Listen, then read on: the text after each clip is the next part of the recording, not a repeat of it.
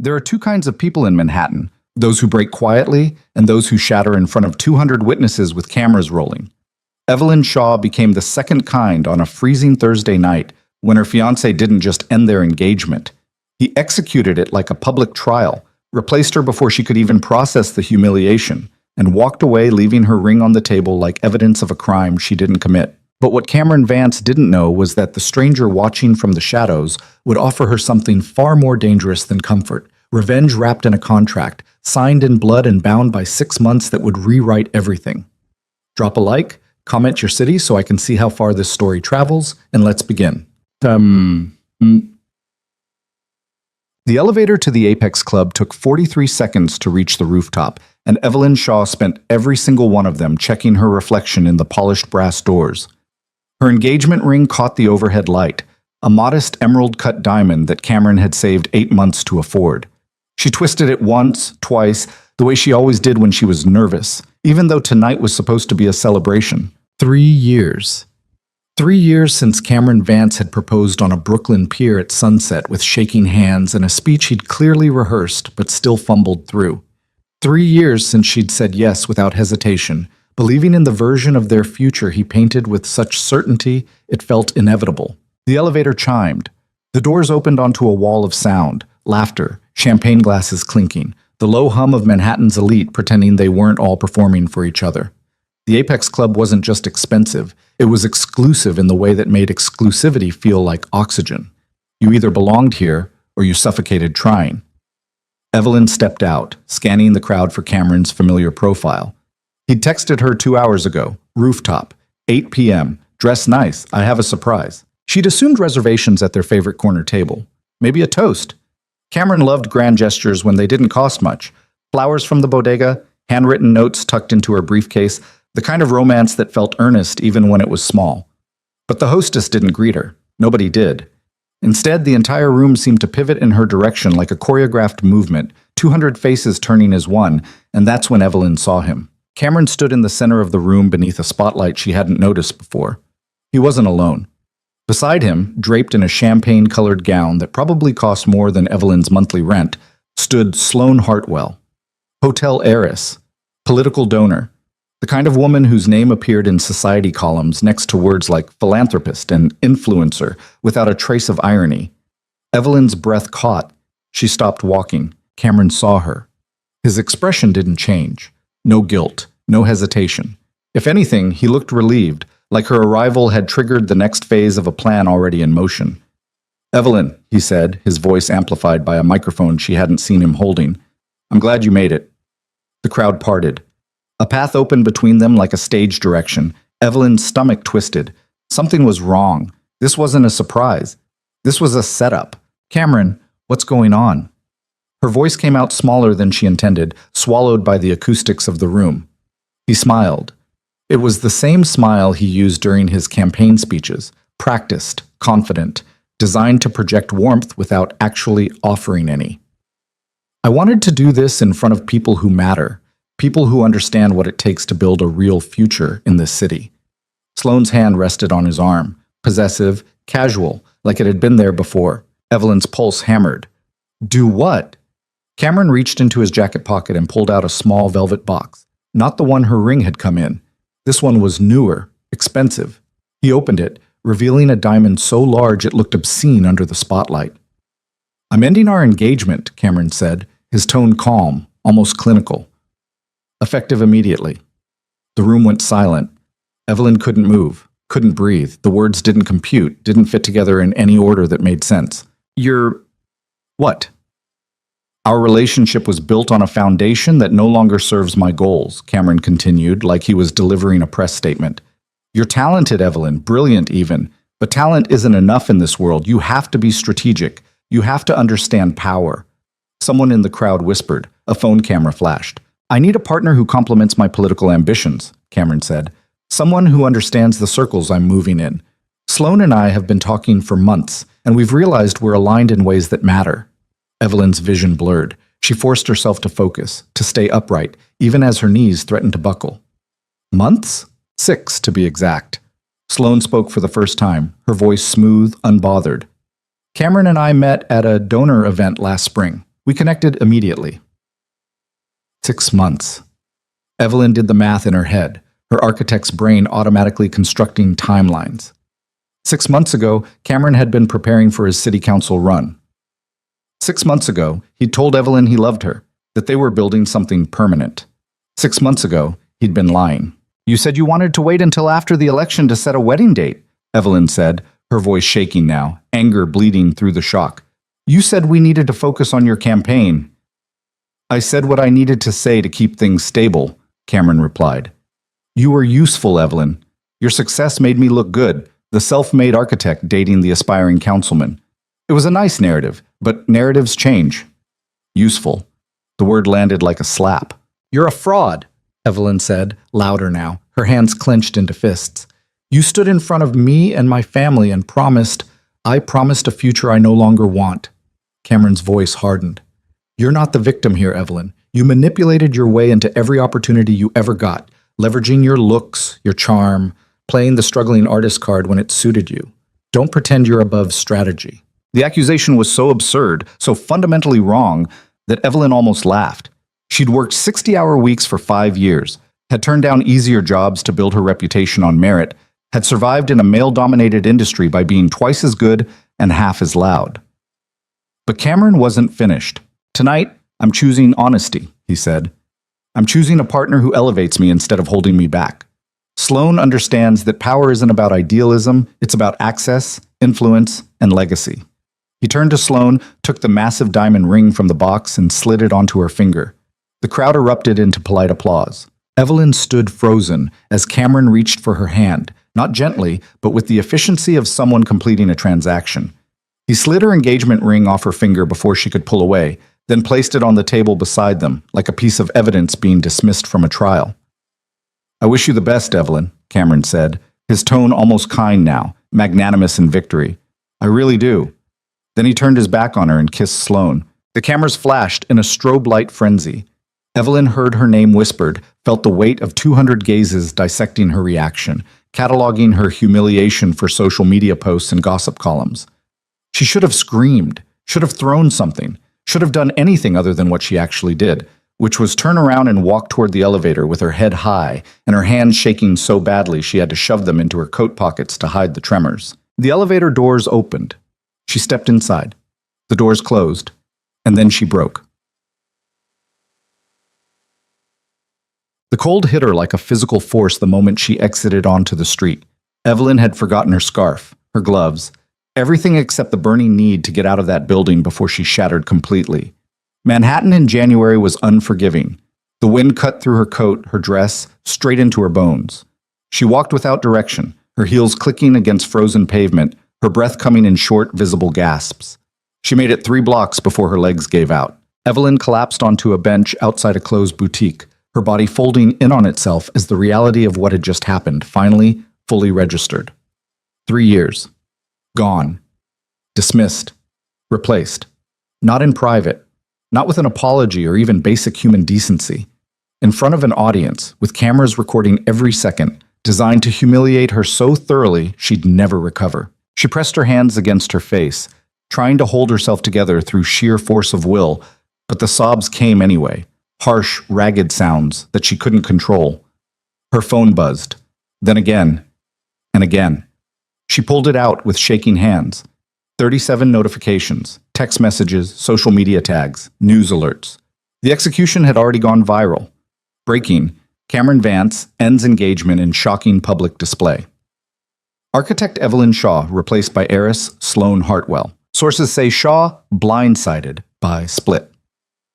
There were photos, video clips, commentary from people she'd never met, dissecting her expression, her outfit, speculating about what she'd done wrong to deserve such a public dismissal.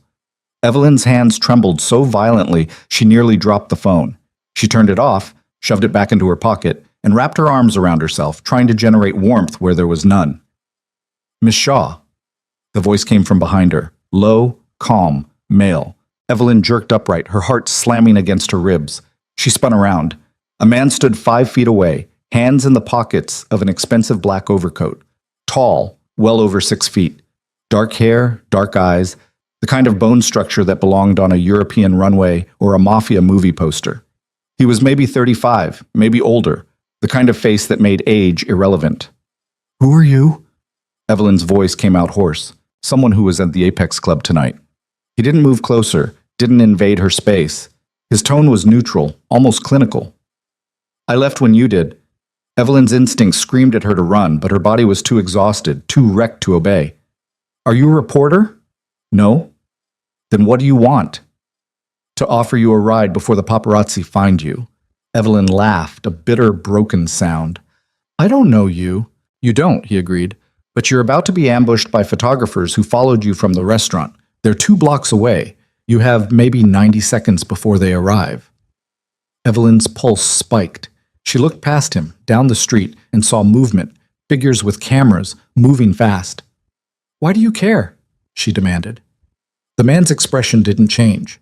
"I don't, but I have a proposition that requires privacy, and you're about to lose yours permanently." "A proposition?" "Yes." "From a stranger?" "For now." Evelyn's mind raced. Every logical instinct told her to refuse, to scream, to flag down a cab and disappear into the city. But logic had stopped working the moment Cameron had removed her ring in front of 200 people. "What kind of proposition?" she asked. "The kind that gives you leverage," the man said, "and revenge, if you want it." The word hung in the frozen air between them. Revenge. Evelyn stared at him, this stranger with his unreadable face and his expensive coat and his impossible calm in the middle of her worst night. "Who are you?" she asked again. "Lucian Moretti?" The name meant nothing to her. She waited for more, but he didn't elaborate. "I have a car around the corner," Lucian said. "You can get in, or you can stay here and let them turn you into tomorrow's headline. Your choice." The photographers were closer now. She could hear their voices, sharp and eager. Evelyn stood, her legs shook, but they held. "If you try anything, I won't." She didn't believe him, didn't trust him, didn't have any reason to think this was anything other than a catastrophically bad decision. But she followed him anyway. Quote. The car was a black Mercedes with tinted windows and a driver who didn't speak or make eye contact. Lucian held the door open for Evelyn, waited until she was inside, then slid in beside her. The door closed. The driver pulled away from the curb. Evelyn pressed herself against the opposite side of the seat, her hand on the door handle, every muscle tensed for escape. Lucian didn't move. He sat with his hands folded in his lap, his expression calm, like he transported traumatized women through Manhattan every night. "Where are we going?" Evelyn demanded. "Nowhere specific. We're driving until you decide whether to listen to my offer or ask to be dropped off." "And if I ask to be dropped off?" "Then you're dropped off. No conditions." Evelyn studied him, searching for the lie, the angle, the inevitable betrayal, but his face gave nothing away. "What's your proposition?" she asked. Lucian reached into his coat and pulled out a slim leather portfolio. He opened it, removed a single sheet of paper, and handed it to her. Evelyn took it. Her hands were still shaking. It was a contract, typed, formal, dense with legal language she'd need a lawyer to parse. But certain phrases jumped out. 6-month term, public marriage, mutual termination clause, compensation, $500,000 upon completion. Evelyn's vision blurred. She read it again, certain she'd misunderstood. "You want me to marry you?" she said slowly. "Yes." "For 6 months." "Correct." "In exchange for $500,000. And protection." Evelyn looked up. "Protection from what?" "From Cameron Vance's narrative," Lucian said. "Right now, you're the jilted woman, the one who got publicly humiliated and replaced. That story will follow you for years, in every job interview, every professional introduction, every relationship you try to build." Evelyn's throat tightened because he was right. She could already see it unfolding, the whispers, the pity, the way people would always associate her name with that night. "But if you marry me," Lucian continued, "the narrative changes. You're not the victim anymore. You're the woman who walked away from a small-time politician and married someone far more powerful." "I don't even know who you are," Evelyn said. "You will." "That's not an answer." Lucian tilted his head slightly, considering her. "I run several businesses in Manhattan. Construction, real estate development, private security. I'm wealthy, well-connected, and extremely private. That's all you need to know for now." "Why me?" Evelyn demanded. "Why not marry someone you actually know? Because I need a wife who understands this is transactional, Lucian said simply. Someone who won't confuse a contract with a relationship. You're intelligent, professional, and publicly humiliated enough to need an exit strategy. That makes you ideal. The bluntness should have offended her. Instead, it felt almost honest. The first honest thing anyone had said to her all night. And what do you get out of this? Evelyn asked. Legitimacy, Lucian said. I'm expanding into new markets that require a certain image. A wife provides stability, respectability. It's good for business. Evelyn stared at the contract. $500,000. 6 months, a complete rewrite of the story Cameron had tried to bury her with. This is insane, she said. Yes. I could go to the press. Tell them you tried to bribe me into a fake marriage. You could, Lucian agreed, but you won't. Why not? Because you're too angry to settle for small revenge. And this, he gestured to the contract, is revenge on a scale Cameron Vance can't comprehend. Evelyn's hands tightened on the paper. She thought about Cameron's face as he'd slid her ring off her finger. Thought about Sloane's smug smile. Thought about 200 people watching her fall apart. I need time to think, she said. You have until we reach your apartment, Lucian said. After that, the offer expires. That's not enough time. It's more than Cameron gave you. The words hit like a punch. Evelyn's breath caught. Lucian leaned forward slightly. I'm not asking you to trust me, Miss Shaw. I'm asking you to make a decision that serves your interests.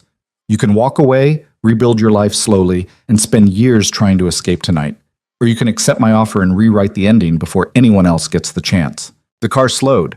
Evelyn looked out the window and recognized her building. A modest walk-up in Chelsea, nothing like the luxury high-rises Cameron had promised they'd move into after the wedding. The driver put the car in park. Lucian waited. Evelyn stared at the contract, at the impossible number written in clean, precise type, at the words mutual termination clause and protection and 6 months. She thought about her empty apartment, about tomorrow morning when she'd have to face her colleagues and clients and friends with the story of her public humiliation already viral. She thought about Cameron kissing Sloane while cameras flashed, and she thought about the stranger sitting across from her, offering her a way out that was so absurd it almost made sense. If I say yes, Evelyn said quietly, what happens next? We get married in 48 hours, Lucian said. You move into my residence. We make a public appearance together within the week, and for 6 months, you play the role of my wife in every context that matters. And after 6 months, you walk away with $500,000 and a new story. No strings, no conditions. Evelyn's hands trembled. She looked at Lucian's face, at the sharp lines and unreadable eyes and the complete absence of anything resembling warmth or deception. He wasn't lying. She didn't know how she knew, but she did. This was exactly what he said it was. A transaction. Cold, clinical, survivable. I want the contract reviewed by a lawyer before I sign anything, Evelyn said. Agreed. And I want it in writing that you won't touch me, that this stays professional. Already included. Section 7, paragraph 3. Evelyn found the clause. Read it twice. It was airtight. She took a breath, then another. And then she said the words that would change everything. I'll do it. Lucian's expression didn't shift. He simply extended his hand. Evelyn shook it. His grip was firm, controlled, and cold as the January night outside. Welcome to the arrangement, Miss Shaw, Lucian said. I'll have the paperwork finalized by tomorrow morning. He opened the car door, stepped out, and offered his hand to help her exit. Evelyn took it, her legs unsteady as she stood on the sidewalk outside her building. Lucian released her hand and stepped back. Get some rest, he said. We have a wedding to plan. Then he returned to the car, and the Mercedes pulled away, leaving Evelyn standing alone in the freezing night with a contract in her hand and the horrifying certainty that she'd just agreed to marry a complete stranger. She looked down at the paper, at Lucien Moretti's signature already inked at the bottom, waiting for hers. Evelyn didn't sleep. She sat on her apartment floor with her back against the couch.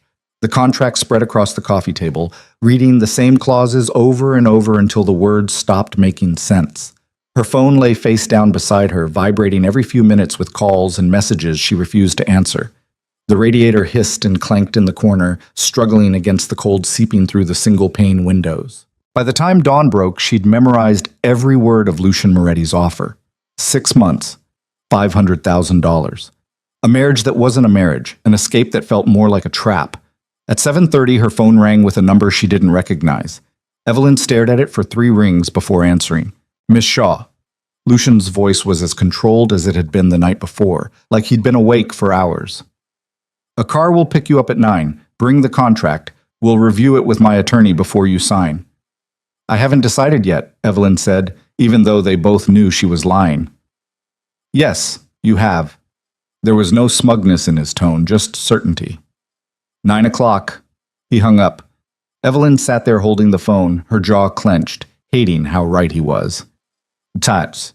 The car arrived exactly on time. Same black Mercedes, same silent driver.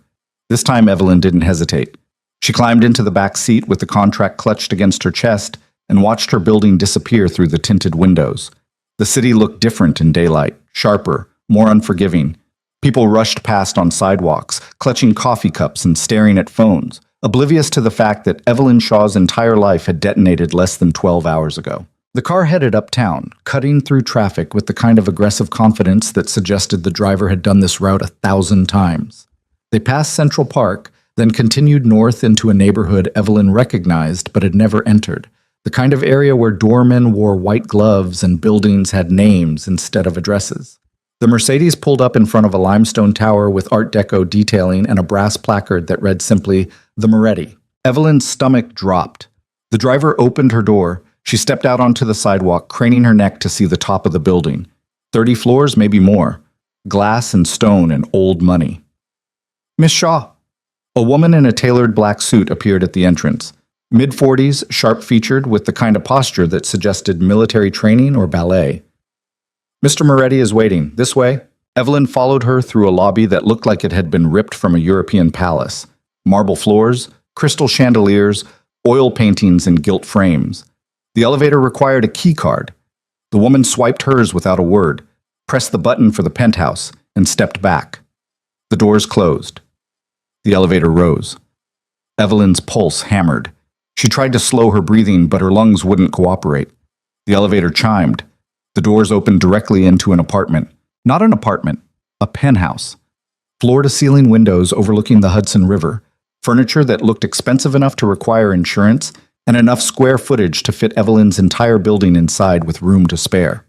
Lucian stood near the windows, dressed in a charcoal suit that probably cost more than her monthly rent. He turned when she entered, his expression unreadable. Miss Shaw, thank you for coming. Did I have a choice? Evelyn's voice came out sharper than she intended. Always. Lucian gestured toward a sitting area near the windows. Please.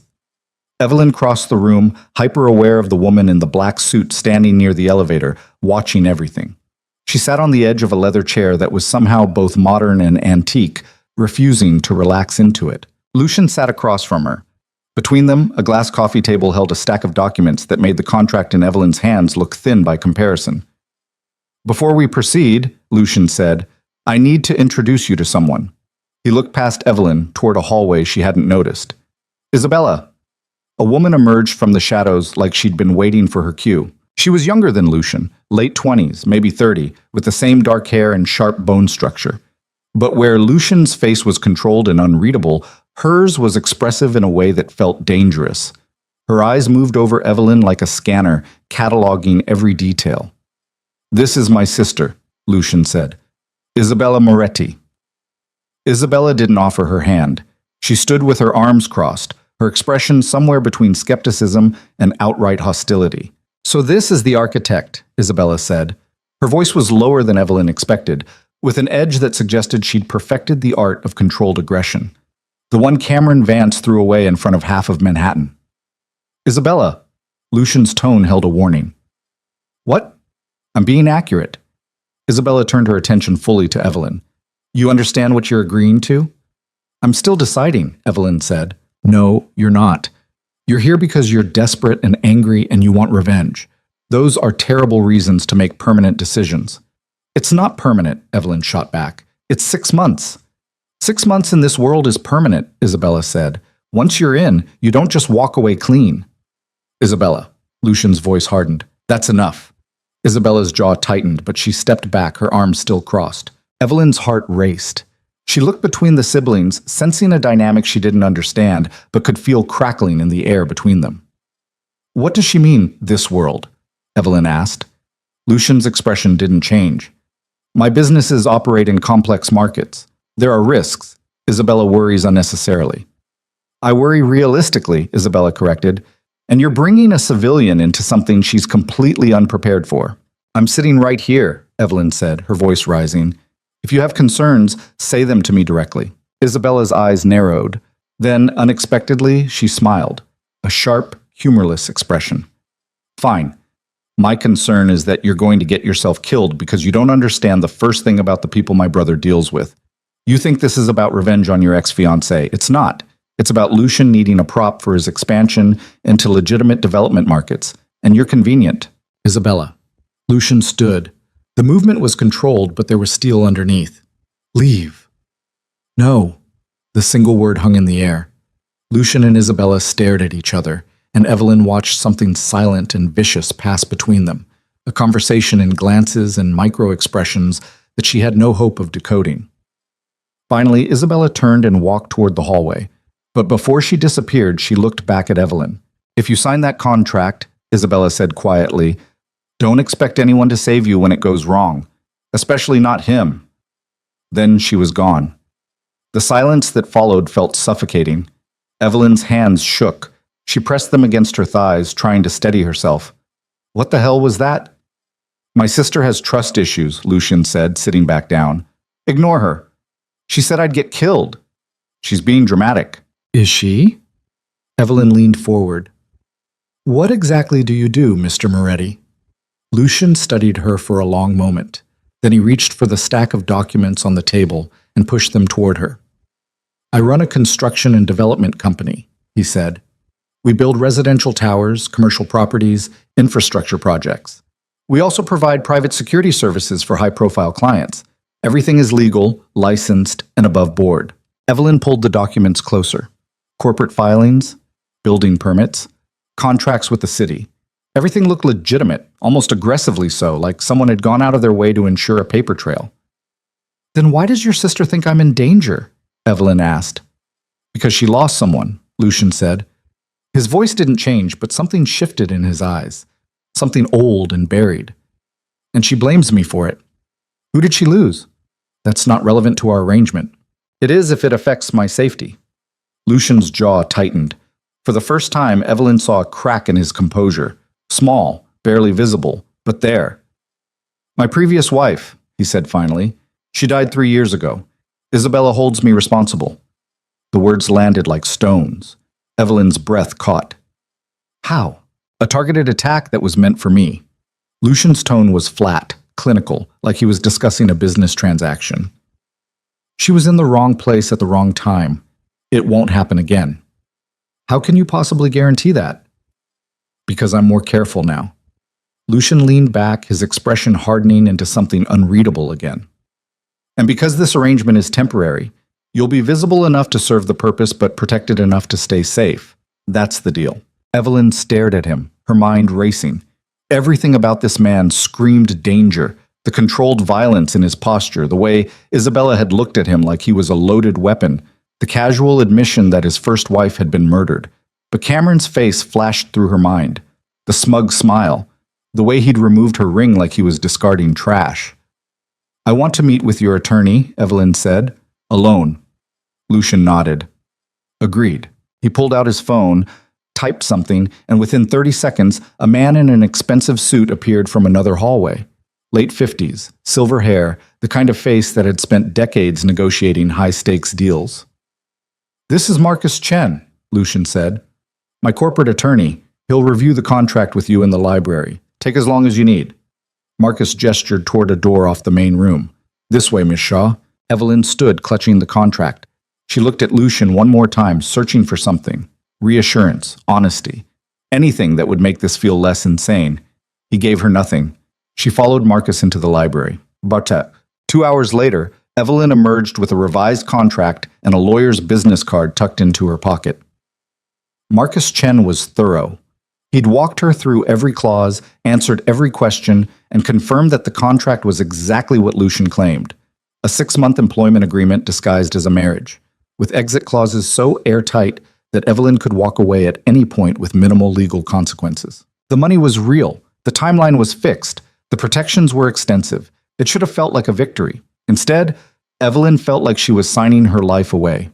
Lucian waited in the main room, standing by the windows with his hands in his pockets. He turned when she approached. "Did Marcus answer your questions?" he asked. "Yes." "And?" Evelyn set the contract on the table. Her hand trembled slightly as she picked up the pen Marcus had left for her. "If I do this," she said slowly, "I need to know one thing. Ask. Are you going to hurt me?" Lucian's expression didn't change, but something shifted in the air between them, a recognition of the question underneath the question. "No," he said, "I'm not." "How do I know you're telling the truth?" "You don't." Lucian's voice was quiet, almost gentle. "But you're going to sign anyway, because the alternative is worse." Evelyn hated that he was right. She clicked the pen, found the signature line, and signed her name in quick, decisive strokes before she could change her mind. Lucian picked up the contract, glanced at her signature, then added his own beneath it. "We're getting married tomorrow," he said. "City Hall, noon. Witnesses will be provided. Dress professionally." "That's it?" Evelyn's voice came out hollow. "That's it? No ceremony, no guests. This isn't a wedding, Miss Shaw. It's a transaction. Don't confuse the two." The words were harsh, but they cut through the fog in Evelyn's brain, forcing her to confront what she'd actually agreed to. This wasn't romance. It wasn't rescue. It was a contract between two people using each other for specific defined purposes. "When do I move in?" she asked. "Tonight." Evelyn's pulse spiked. "That's not enough time. You don't need time. You need distance from your old life before the media finds you again." Lucian gestured toward the woman in the black suit, who'd been standing silently near the elevator. "Maria will accompany you to your apartment. Pack what you need. Everything else will be handled." "Handled how?" "Your lease will be paid through the end of the year. Your belongings will be stored. You'll have access to everything when the contract ends." It was happening too fast. Evelyn's brain couldn't keep up. "I need to call my family," she said. "My friends. I can't just disappear." "You can tell them you're taking time away after the breakup," Lucian said. "That's all they need to know for now."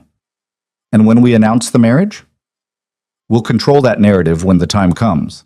Lucian checked his watch. "Maria will have you back here by 6.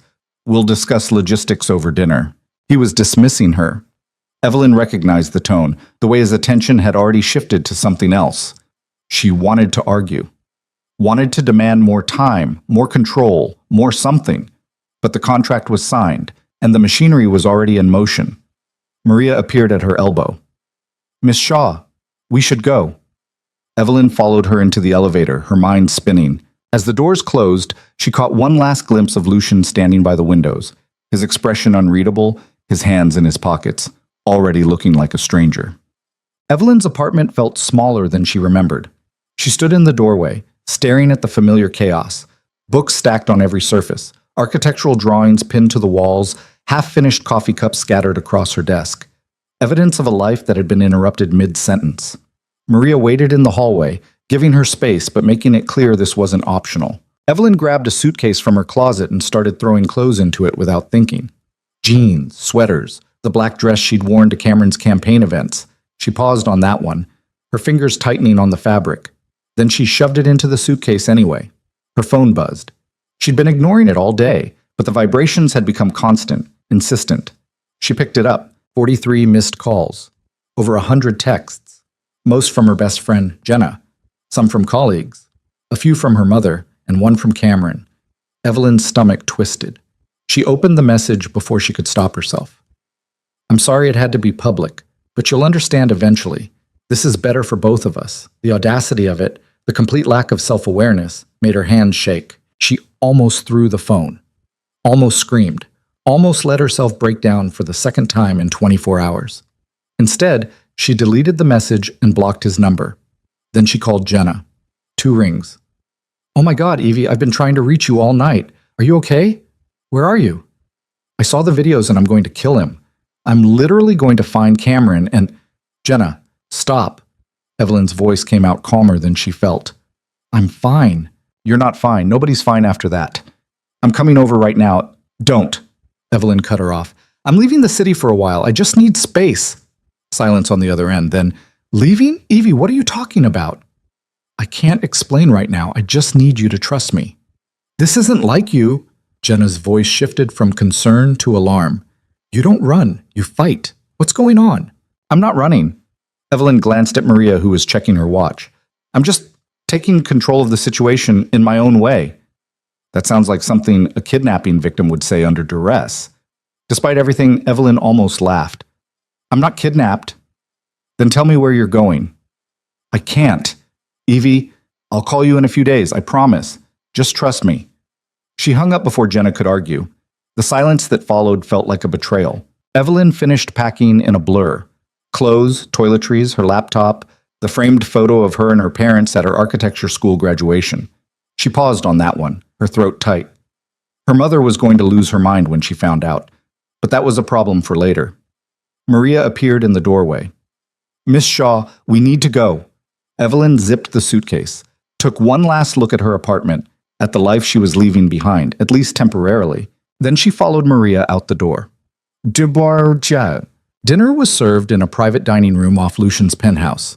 Evelyn sat across from him at a table that could have seated 12, picking at a meal that probably cost more than her weekly grocery budget. The food was exquisite. Some kind of fish with herbs she couldn't identify, vegetables that looked like art, but she could barely taste it. Lucian ate methodically, like refueling was a task to be completed efficiently. We need to establish ground rules, he said, setting down his fork, starting with appearances. Evelyn looked up. Appearances? In public, we're a married couple. That means physical proximity, hand-holding, occasional displays of affection, nothing excessive, but enough to be convincing. The thought made Evelyn's skin crawl. Define occasional. A hand on your back when we enter a room, standing close at events, perhaps a kiss if the situation demands it. The contract says no physical contact. The contract says no intimate contact, Lucian corrected. There's a difference. I won't touch you in private, but in public, we play the role. Evelyn's jaw tightened. And if I'm not comfortable with that, then you shouldn't have signed. The bluntness hit like a slap. Evelyn set down her own fork, her appetite gone completely. What else? She asked. You'll attend select events with me. Business dinners, gallery openings, charity functions, places where visibility matters. Maria will coordinate your schedule. I have a job. You have a leave of absence. Lucian pulled a folder from beside his plate and slid it across the table. Effective immediately. Your firm's senior partner has been informed that you're taking time off due to personal circumstances. You'll be compensated for the lost income. Evelyn stared at the folder like it might explode. You contacted my boss without asking me? I told you. Distance from your old life. That includes professional obligations that might complicate the arrangement. You can't just... Evelyn's voice rose. You can't make decisions about my career without consulting me. I can when those decisions are outlined in the contract you signed. Lucian's tone remained level. Section 12. Did you not read it? Evelyn's hands clenched into fists. She had read it, every word, but seeing it executed felt different than agreeing to it in theory. I'm not your property, she said. I never suggested you were. Then stop treating me like an asset you acquired. Something flickered in Lucian's expression. Annoyance, maybe, or surprise. You agreed to this arrangement, Miss Shaw. I'm simply implementing the terms. The terms that you wrote, and that you signed. They stared at each other across the table, the tension thick enough to cut. Finally, Lucian leaned back. If you want to renegotiate, now is the time. Evelyn's pulse hammered. She thought about walking out, about tearing up the contract and going back to her apartment and facing the humiliation on her own terms. But then she thought about Cameron's message. This is better for both of us. And she stayed in her chair. I want access to my own money, she said. Not an allowance, my own accounts. Agreed. And I want to be consulted before any major decisions that affect me. Within reason. No, not within reason. Actually consulted. Lucian studied her for a long moment. Then he nodded. Agreed. Evelyn exhaled. It wasn't much, but it was something. Good, Lucian said. Now finish your dinner. Tomorrow is going to be a long day. Yeah. The wedding took 11 minutes. City Hall, noon, exactly as Lucian had promised. A clerk who looked bored out of her mind read the legal language while Evelyn stood in a gray dress she'd bought that morning, and Lucian wore the same expression he'd worn through dinner: controlled, detached, professional. Two witnesses Evelyn had never met stood off to the side. Maria and another member of Lucian's security team, both stone-faced. "Do you, Lucian Moretti, take Evelyn Shaw to be your lawfully wedded wife?" "I do." "Do you, Evelyn Shaw, take Lucian Moretti to be your lawfully wedded husband?" Evelyn's throat closed. She looked at Lucian, at his unreadable face, at the complete absence of anything resembling emotion. This wasn't a wedding, it was a performance. "I do," she said. The clerk smiled. "You may kiss the bride." Lucian stepped forward. Evelyn's heart slammed against her ribs as he placed one hand lightly on her waist. Professional, controlled, exactly as he'd described, and leaned in. The kiss lasted maybe 2 seconds. His lips barely brushed hers, more suggestion than contact. Then he stepped back, and it was over. "Congratulations," the clerk said, handing them a marriage certificate. Evelyn stared at the document, at her name next to Lucian's, at the official seal that made it real, Mrs. Evelyn Moretti. The name looked wrong, felt wrong. She folded the certificate and shoved it into her purse before she could think about it too hard. Outside, photographers were waiting. Evelyn froze on the steps, blinded by camera flashes. "Mrs. Moretti, over here." "How long have you been seen, Mr. Moretti?" "What about Cameron Vance?"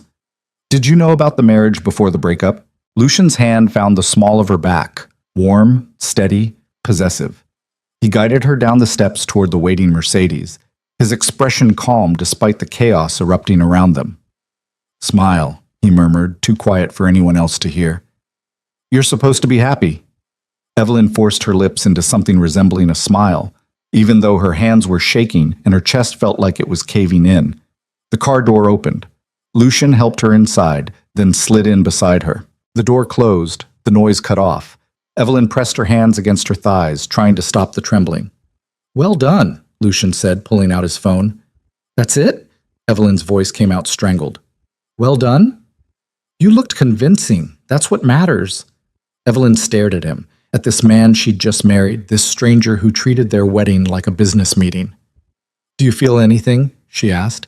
Lucian glanced up from his phone. "About what?" "About any of this. About the fact that we just got married." "It's a legal contract," Lucian said. "Feelings aren't relevant." The word should have stung. Instead, they just made Evelyn tired. She turned toward the window and watched Manhattan blur past, wondering what the hell she'd gotten herself into. The first public appearance came 3 days later. A charity gala at the Metropolitan Museum, black tie, 500 guests. The kind of event where Manhattan's elite went to be seen while pretending to care about underprivileged children. Evelyn stood in front of the bathroom mirror in Lucian's penthouse, staring at herself in a dress that cost more than her first car. Midnight blue silk that fit like it had been designed for her body specifically, which it had. Maria had brought in a stylist that morning who'd treated Evelyn like a mannequin, adjusting and pinning and critiquing until every detail was flawless. Her hair was pulled back in a way that made her neck look longer. Her makeup was subtle but devastating, the kind that looked natural until you realized how much skill had gone into creating that illusion. She barely recognized herself. "You look beautiful." Evelyn jumped. Isabella stood in the doorway wearing a black dress that managed to be both elegant and vaguely threatening. "I didn't hear you come in," Evelyn said. "I'm good at that." Isabella stepped into the bathroom, her eyes moving over Evelyn with the same analytical assessment she'd used during their first meeting. "My brother has good taste, I'll give him that." This wasn't his choice. The stylist picked everything. The stylist works for him. Everything you're wearing right now is an extension of Lucian's image. Isabella leaned against the counter. "You understand that, right? You're not a person tonight. You're a message." Evelyn's stomach twisted. "What kind of message?" "That Lucian Moretti is stable, legitimate.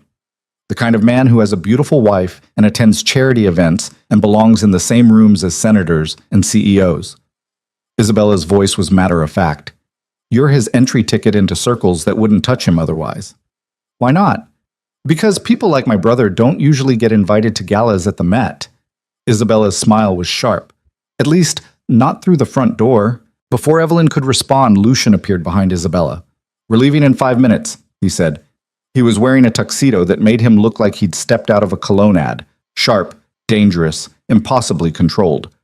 Isabella pushed off the counter. Try not to get her killed on her first public outing. Isabella. I'm serious. Isabella looked at Evelyn. Stay close to him. Don't wander off. And if anyone asks you questions about Lucian's business, play stupid. It's safer. Then she left. Evelyn and Lucian stared at each other.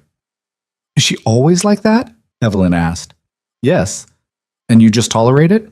She's my sister. Lucian extended his arm. Ready? Evelyn took a breath. Then she linked her arm through his, and they walked toward the elevator together. Okay. The Met was already packed when they arrived.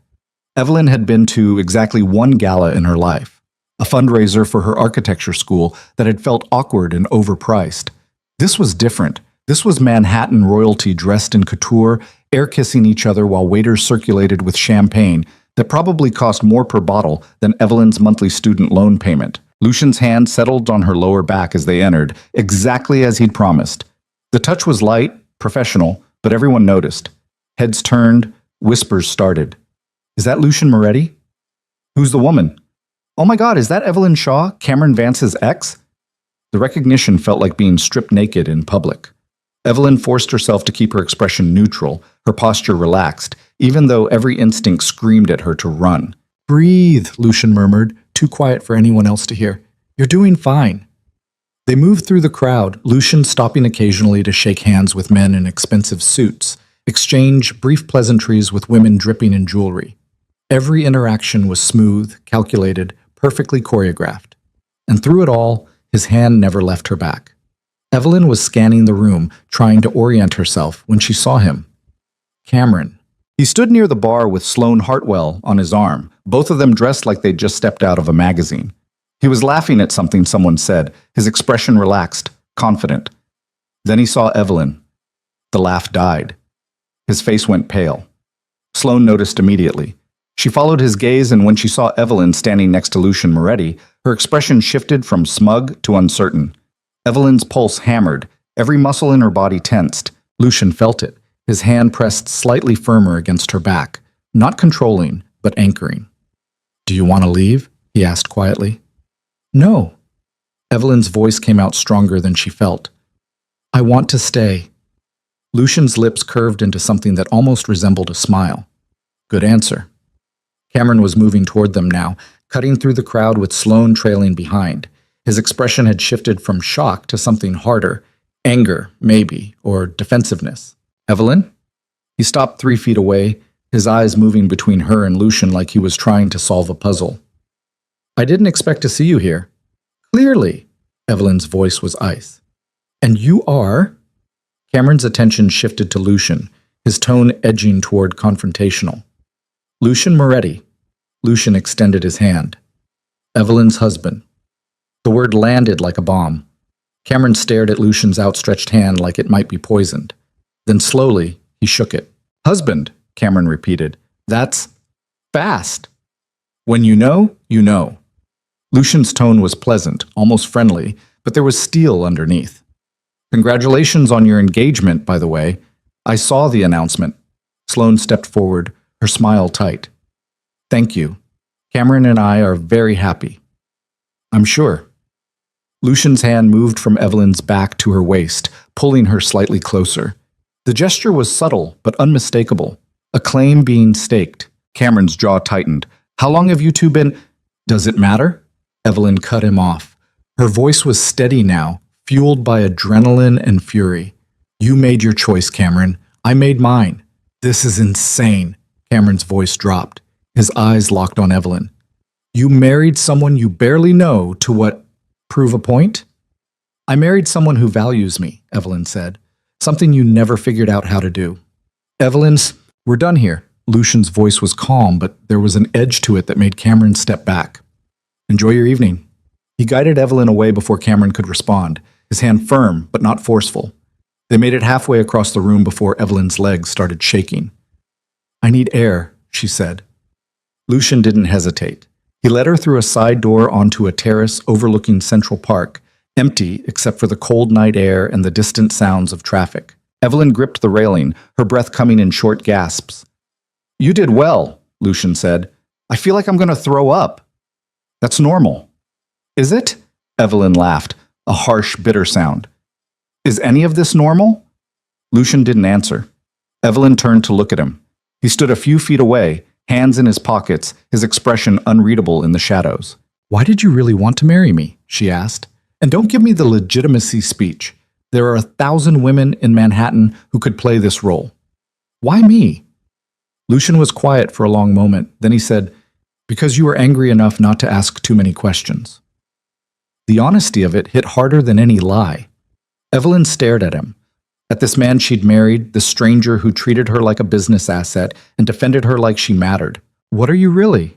She asked quietly. What do you think I am? I think you're dangerous. I am. And I think your sister was right. I'm going to get hurt. Lucian stepped closer, not touching, but close enough that she could see the sharp lines of his face in the moonlight. Not by me, he said. Then by who? Before Lucian could answer, the terrace door burst open. Maria appeared, her expression urgent. We need to leave. Now! Lucian's entire demeanor shifted, from calm to combat-ready in half a second. What happened? Anonymous threat. Building security flagged it. We're evacuating. Evelyn's heart slammed against her ribs. Threat? What kind of... Move. Lucian's hand was on her arm, pulling her toward the door. We'll discuss it in the car. They moved fast. Through the museum, down the stairs, toward the exit where the Mercedes waited with its engine running. Evelyn's mind raced. Threat. Evacuating. The words didn't make sense. They were almost at the car when Evelyn saw him. A man in a dark coat standing near the corner. Watching. Their eyes met for half a second. Then he turned and disappeared into the crowd. Lucian! I saw him. Get in the car. Evelyn climbed into the Mercedes, her hands shaking. Lucian slid in beside her, and the driver peeled away from the curb before the door was even fully closed. Who was that? Evelyn demanded. I don't know. You're lying. Lucian's jaw tightened. I don't know his name, but I know who sent him. Who? Someone who doesn't want me expanding into their territory. Evelyn's blood ran cold. Your sister said I'd be safe. You are safe. A man just threatened us at the Met. The threat wasn't specific, it was a message. A message about what? Lucian turned to look at her, and for the first time she saw something raw in his expression, something close to fear. That they know about you, he said quietly. And that you're not just my wife anymore. Evelyn's chest tightened. What am I? A target. The word hung between them like a death sentence.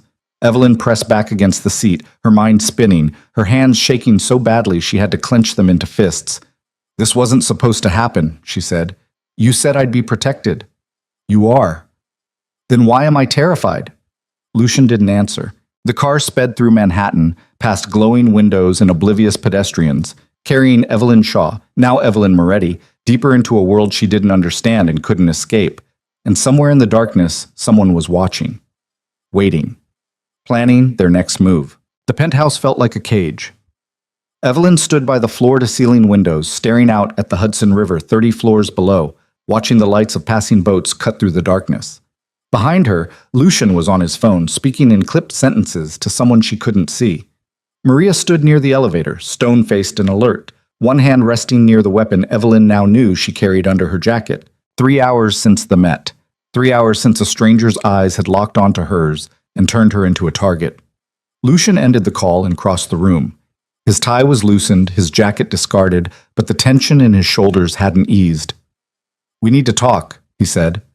Evelyn didn't turn around. About how you lied to me? I didn't lie. You said I'd be safe. Her voice was hollow. You said this was just visibility, just appearances. You never mentioned I'd be marked by whoever the hell is trying to kill you. They're not trying to kill me. They're trying to send a message, with me as the envelope. Evelyn spun to face him, fury burning through the fear. Who are they, Lucian? And don't give me some vague bullshit about territory disputes. I want names. Lucian's jaw tightened. For a moment she thought he'd refuse. Then he gestured toward the seating area. Sit down. I don't want to sit. Sit. Down. The command in his voice was absolute.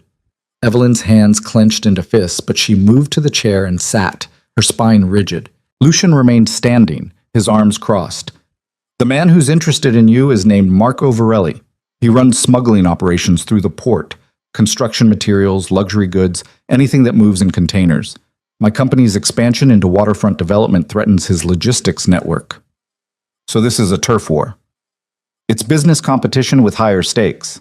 People don't send threats to business competitors at charity galas, Evelyn shot back. They send lawyers or buyout offers. They don't, her voice cracked. They don't stalk women on terraces. Lucian's expression didn't change, but something shifted in his eyes. Varelli doesn't play by conventional rules. And you do? I play by rules that keep people alive. Evelyn laughed, a harsh, broken sound. Your first wife died. That doesn't sound like your rules work very well. The words landed like a physical blow. Lucian's face went cold, empty, the kind of blank that suggested violence was being held back by sheer will. That's not the same situation, he said quietly. Isn't it? You said she was killed in an attack meant for you. How is that different from what's happening now? Because I was careless then. Lucian's voice was steel. I won't make the same mistake twice. You already did. The mistake was bringing me into this world without telling me what I was walking into. You knew what you were walking into. I knew I was agreeing to a fake marriage for money and revenge. I didn't know I was signing up to be bait. You're not bait. Then what am I? Lucian stared at her, and for the first time since she'd met him, she saw something crack in his composure. You're collateral damage I'm trying to prevent. The admission hung between them. Evelyn's chest tightened. She wanted to scream at him, to throw something, to demand he tear up the contract and let her walk away. But the truth was simpler and more terrifying. She was already too deep. The moment those photos of their wedding hit the news, the moment she'd stood beside Lucian at the Met with his hand on her waist, she'd stopped being Evelyn Shaw. She'd become Mrs. Moretti, and that made her a target whether she stayed or left. What happens now? She asked. We increase security. You don't go anywhere without Maria or one of my team. We limit public appearances until the situation stabilizes. And if it doesn't stabilize? Lucian's expression hardened. Then we handle it. Handle it how? You don't need to know that. Evelyn stood, her hands shaking. Stop treating me like I'm fragile. If my life is at risk, I deserve to know exactly what you're planning. My planning involves methods you don't want to be complicit in. Try me. Lucian stepped closer, his voice dropping. Varelli operates outside the law. If he escalates, I respond in kind. That means violence, retaliation, actions that could put you in legal jeopardy if you're aware of them. So no, Evelyn, you don't get to know the details. You get to stay clean while I do what's necessary to keep you breathing. The words should have terrified her. Instead, they ignited something else. A cold, furious clarity. You don't get to make that choice for me, she said. I already did. 6 months ago when I offered you the contract, you wanted protection. This is what protection looks like. This is what control looks like. In this world, they're the same thing. Evelyn stared at him, at this man she'd married, this stranger who spoke about violence like it was a business strategy. She thought about Cameron's smug face at the Met, about the way Lucian had stood between her and every threat, every camera, every judgment, and she realized something that made her stomach drop. She was starting to rely on him. Not trust, not affection, but something worse, dependence on the very thing that was destroying her. I need air, she said. The terrace, alone. Lucian's jaw tightened, but he stepped back. Maria stays on the perimeter. Evelyn didn't argue. She walked to the terrace door, stepped out into the freezing night, and let the cold air cut into her lungs. Manhattan spread out below her like a grid of broken promises. Somewhere down there, Cameron was probably celebrating with Sloane. Somewhere else, Marco Varelli was planning his next move. And here she was, 30 floors above it all, trapped in a penthouse with a man who treated marriage like a military operation. Her phone buzzed. Evelyn pulled it out, expecting another message from Jenna or her mother. Instead, it was an unknown number. You looked beautiful tonight, Mrs. Moretti. Shame about the early exit. Evelyn's blood went cold. Her hands trembled as she read it again. Then again. Lucian? Her voice came out strangled. The terrace door burst open. Lucian was beside her in seconds, Maria right behind him. Evelyn shoved the phone toward him. Lucian's expression darkened as he read the message. When did this come through? Just now. He handed the phone to Maria, who immediately started typing on her own device. How did they get my number? Evelyn demanded. I changed it after the breakup. Only 5 people have it. They have resources. Lucian's voice was tight. Maria, trace it. Already running. Maria's fingers flew across her screen. Burner phone, bouncing through multiple towers, their masking location. Evelyn's pulse hammered. This is real. This isn't just intimidation. They're watching me. We're moving you tonight, Lucian said. Moving me where? Secure location, off the grid. For how long? Until we neutralize the threat. You mean until you kill him? Evelyn's voice was flat. Lucian met her eyes. Yes. The admission should have shocked her. Instead, it just made her tired. I need to call my mother, she said. She's been leaving voicemails. If I disappear completely, she'll report me missing. Call her from the car. We're leaving in 10 minutes. Lucian? 10 minutes, Evelyn. Pack light. He turned and strode back inside, already pulling out his phone. Maria lingered. Miss Shaw, I need your phone. Why? To wipe it and install new security protocols. You'll get it back before we leave. Evelyn handed it over, feeling like she was surrendering the last piece of her old life. Maria disappeared inside.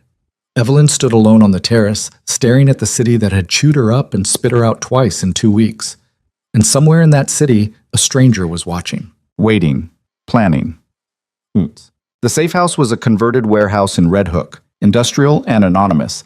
The kind of building you drive past without noticing. Steel doors, reinforced windows, security cameras on every corner. Evelyn sat on a couch that had seen better days, wrapped in a blanket that smelled like dust, while Lucian spoke in low tones with 3 men she didn't recognize. They'd arrived separately, 1 through the loading dock, 2 through a side entrance, all of them moving with the controlled efficiency of people who'd done this before. Isabella appeared from somewhere deeper in the warehouse carrying 2 mugs of coffee. She handed one to Evelyn without a word. Thanks, Evelyn said. Isabella sat down beside her. You're handling this better than I expected. What's the alternative? Falling apart? Most people would. Evelyn took a sip of coffee. It was terrible, burnt and bitter. I'm too angry to fall apart. Isabella's lips curved into something almost resembling a smile. Good. Anger keeps you sharp. Your brother doesn't seem to think so. My brother thinks emotions are liabilities. Isabella's voice held an edge. He's wrong, but he'll never admit it. Evelyn glanced at Lucian across the room. He was bent over a tablet with one of the men, studying what looked like architectural blueprints. What are they planning? She asked. Something you don't want to know about. Everyone keeps saying that, like I'm a child who needs to be protected from reality. You're not a child. Isabella set down her mug. But you're also not built for this world. And that's not an insult. It's an observation. What world? The one where people send death threats for fun? The one where violence is a language and hesitation gets you killed. Isabella's voice was matter-of-fact.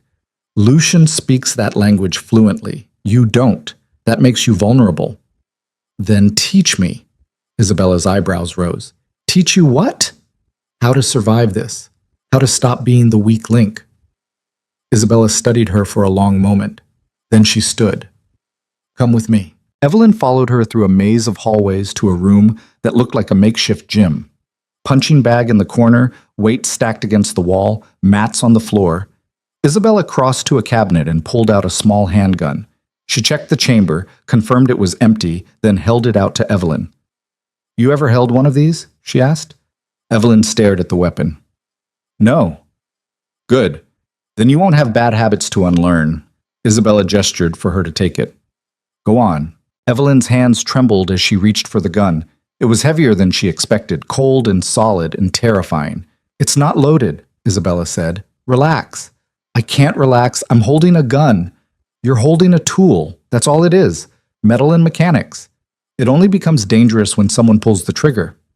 Evelyn's grip tightened. I don't want to learn how to kill people. Then you want to stay a victim. Isabella's voice was harsh. Because that's your choice right now. Learn how to defend yourself, or keep relying on Lucian to do it for you. He's the one who put me in this position. And you're the one who signed the contract. Isabella moved behind her, adjusting Evelyn's grip. 2 hands, firm but not rigid. Aim center mass. Breathe out when you squeeze. Evelyn's pulse hammered. She raised the gun, sighted down the barrel at the far wall. Now what? She asked. Now you practice until it feels natural, until your hands stop shaking, until you can hold this without thinking about what it means. Evelyn lowered the gun. I don't want this to feel natural. I know. Isabella's voice softened slightly. But the world doesn't care what you want. It only cares whether you survive. 3 days passed in the warehouse. Evelyn barely saw Lucien. He left early each morning and returned late each night, always with the same tight expression, the same controlled tension. When they did cross paths, their conversations were brief, functional, stripped of anything personal. Did you eat? Yes. Any suspicious calls or messages? No. Good. Stay inside. Then he'd disappear again. Isabella became Evelyn's primary companion by default. They trained in the makeshift gym, not just firearms, but hand-to-hand basics, how to break a grip, where to strike to cause maximum damage. Isabella was a brutal teacher, offering no encouragement, only corrections. Again. I can't. Again. By the third day, Evelyn's body ached in places she didn't know could hurt, but her hands had stopped shaking when she held the gun. She was sitting on the warehouse steps, catching her breath after a particularly vicious sparring session when Maria appeared. Mr. Moretti wants to see you, she said. Conference room, now. Evelyn's stomach dropped. Why? He didn't say. Evelyn followed Maria through the warehouse to a room she hadn't been in before. Lucien stood at the head of a long table, surrounded by the same 3 men from the first night. Blueprints covered the table's surface, held down by coffee mugs and phones. Lucien looked up when she entered. Close the door. Evelyn did. We found Varelli's operations center, Lucien said without preamble. A shipping facility in Bayonne. He's using it to move contraband through the port. Okay, Evelyn said slowly. What does that have to do with me? We're going to raid it. Federal agents, my security team, coordinated strike. But we need a way in. Again, what does that have to do with me? Lucien gestured to the blueprints. The facility has a legitimate front, a construction supply company. They're renovating their main warehouse. 3 weeks ago, they put out a request for architectural consultation on structural improvements. Evelyn's blood went cold. No. You're a licensed architect. You have a legitimate reason to be there. Absolutely not. We need someone inside to confirm layout, security placements, entry points. Someone they won't suspect. Find someone else. There is no one else. You're the only person with both the credentials and the connection to me that makes the approach plausible. Evelyn laughed, a harsh, disbelieving sound. You want me to walk into a criminal operation and what? Take notes? Measure walls while armed men move stolen goods around me? You'll be wearing a wire. My team will be monitoring every word. The moment anything feels wrong, we pull you out. This is insane. This is strategic. This is you using me as bait. Evelyn's voice rose. You said I wasn't bait. You promised I was protected, that I'd be safe, and now you're asking me to walk into the exact place where the person threatening me operates? I'm not asking. Lucien's voice was flat. I'm telling you what needs to happen. Like hell you are. Evelyn stepped forward, fury burning through her fear. I didn't sign up for this. The contract says public appearances and social events. It says nothing about espionage. The contract says you fulfill the role of my wife in all contexts that serve our mutual interests. This serves our mutual interests. Our interests or yours? They're the same thing now. The moment Varelli made you a target, your safety became dependent on his elimination. This is how we eliminate him. Evelyn stared at him, at the cold calculation in his eyes, the complete absence of anything resembling concern for her as a person rather than a piece on a board. You're a monster, she said quietly. I'm pragmatic. You're using me. I've been using you since the day we met. That was the arrangement. Don't pretend you didn't know. The words hit like a slap. Because he was right. She had known. From the moment she signed the contract, from the moment she agreed to this insane plan, she'd known exactly what she was to him. A tool. An asset. A means to an end. What if I refuse? She asked. Then Varelli keeps operating, keeps threatening you, keeps escalating until eventually someone gets hurt. Lucien's voice was merciless. And when that happens, you'll wish you'd helped when you had the chance. So my choices are risk my life now or risk it later. Your choice is between controlled risk with my team backing you up or uncontrolled risk with Varelli making the moves. Evelyn's hands clenched into fists. And if I get caught, if they figure out why I'm really there, they won't. You don't know that. I know you're intelligent enough to sell the role. I know you're angry enough to want this over. And I know you're not stupid enough to think there's another way out. Evelyn wanted to argue, wanted to tell him to go to hell, to tear up the contract, to walk out of this warehouse and disappear. But Isabella's words echoed in her mind. The world doesn't care what you want. It only cares whether you survive. When? Evelyn asked, her voice hollow. Tomorrow, 10 a.m. You'll pose as a consulting architect reviewing their renovation plans. Get in, document what you see, get out, 30 minutes, maximum. And if something goes wrong, it won't. But if it does, then we adapt. Lucian's expression didn't change. That's what we do. Evelyn stared at the blueprint spread across the table, at the clean lines and precise measurements that had once represented safety, order, control. Now they represented a trap she was about to walk into willingly. I want a gun, she said. Lucian's eyebrows rose slightly. Absolutely not. If I'm doing this, I'm going in armed. You'll be searched. A weapon will compromise your cover. Then put it somewhere they won't search. Evelyn, I'm not negotiating. Her voice was steel. You want me to risk my life for your operation? I go in with protection. Otherwise, find another architect. Lucian and Evelyn stared at each other across the table, locked in a silent battle of wills.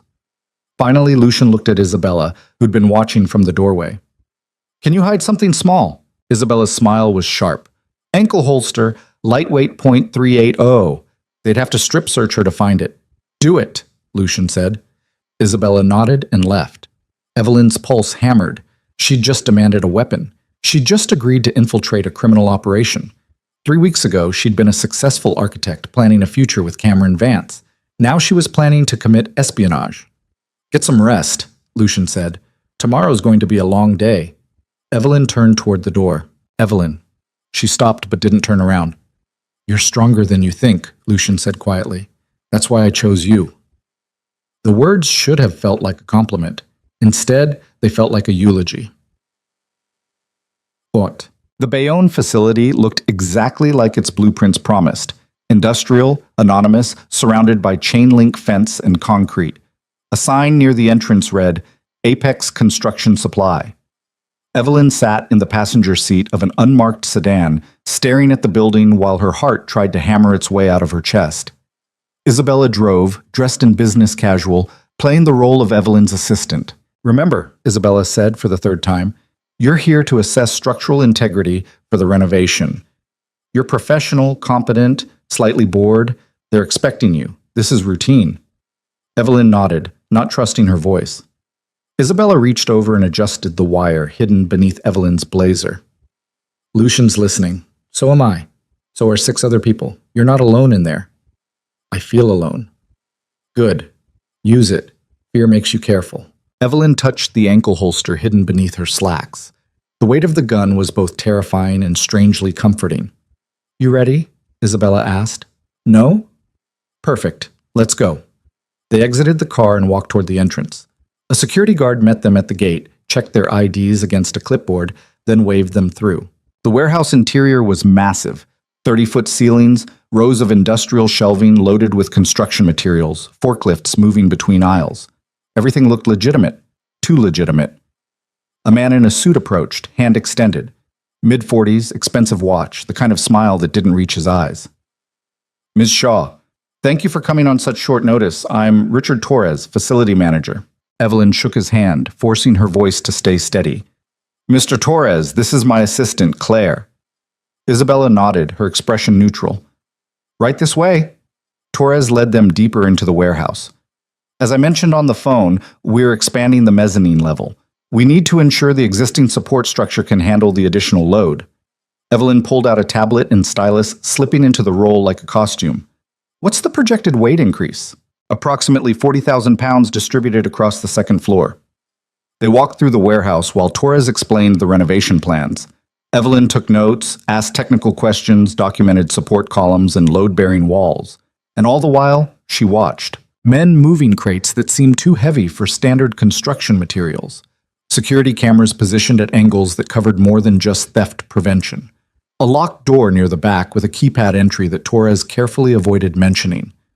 "The structural engineer's report is in my office," Torres said. "If you'd like to review it, that would be helpful." They climbed a metal staircase to a second-floor office overlooking the warehouse floor. Through the window, Evelyn could see the entire operation, including 3 men unloading a container truck in a section Torres hadn't mentioned during the tour. She moved to the window, pretending to assess sightlines. "What's happening in that back section?" Torres's smile tightened. "Overflow storage, nothing related to the renovation." Evelyn made a note on her tablet, her pulse spiking. In her ear, Lucian's voice crackled through the hidden receiver. "Document everything you can see, wide angle if possible." She angled the tablet toward the window, using the camera to capture the truck, the men, the crates being moved with mechanical precision. "Ms. Shaw?" Evelyn turned. Torres was watching her with an expression that had shifted from professional to assessing. "Sorry," she said quickly. "Just making sure I understand the full layout. Structural analysis requires comprehensive context." "Of course," Torres gestured toward his desk. "The engineer's report." Evelyn crossed to the desk, her ankle brushing against the holster with each step. She flipped through the report, taking photos of key pages while Torres watched. Too closely. "You're very thorough," Torres said. "Architecture is detail-oriented work." "Indeed." He moved slightly, positioning himself between Evelyn and the door. "Tell me, Ms. Shaw, how did you hear about this contract?" Evelyn's stomach dropped. "Through professional networks. Your RFP was circulated among several firms." "Interesting, because I don't recall issuing an RFP." The room went cold. In her ear, Lucian's voice. "Abort! Get out now!" But Torres was blocking the exit, and Isabella was still downstairs, too far to help. Evelyn forced her expression to stay confused. "I'm sorry, I don't understand. Your office contacted my firm directly. We have the emails. I'm sure you do." Torres's smile vanished completely. "What I don't understand is why Lucian Moretti's wife is suddenly interested in consulting for construction supply companies." Evelyn's blood turned to ice. "I don't know what you're talking about," she said, but her voice betrayed her. Torres pulled out his phone and turned the screen toward her. It was a photo from the Met Gala. Evelyn standing beside Lucian, his hand on her waist, both of them dressed like they belonged in a magazine spread. The caption read, "Moretti makes power move with sudden marriage." "Congratulations on your wedding," Torres said, "though I'm curious why you're using your maiden name for business." Lucian's voice in her ear. "Isabella's moving. Stall him." "My professional reputation predates my marriage," Evelyn said, fighting to keep her voice level. "I maintain my maiden name for client consistency." "How professional." Torres stepped closer. "Let me be direct, Mrs. Moretti. You're not here for an architectural consultation. You're here because your husband is trying to interfere with operations that don't concern him. I genuinely don't know what—" "Stop lying," Torres's voice hardened. "You're wired. You've been photographing classified areas, and you're currently carrying a concealed weapon in an ankle holster." Evelyn's heart stopped. Torres gestured toward her leg. "Did you really think we wouldn't scan you? This facility has military-grade security. We detected the metal the moment you walked through the gate." The door burst open. Isabella appeared, gun drawn. "Step away from her." Torres didn't move. "You're outnumbered, outgunned, and trespassing. Lower your weapon or I'll have my men escort you both out in pieces." As if on cue, 3 armed guards appeared behind Isabella. Evelyn's hands shook. This was it. This was how it ended, in a warehouse in Bayonne, caught in a trap she'd walked into because Lucian had convinced her she was smart enough to pull it off. "Let her go," Isabella said. "Your issue is with Moretti, not with her. My issue is with anyone stupid enough to think they can spy on Marco Varelli without consequences." Torres pulled out his own phone.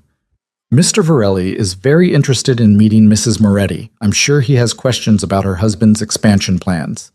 In her ear, Lucian's voice was ice. "Federal agents are 2 minutes out. Isabella, keep them talking."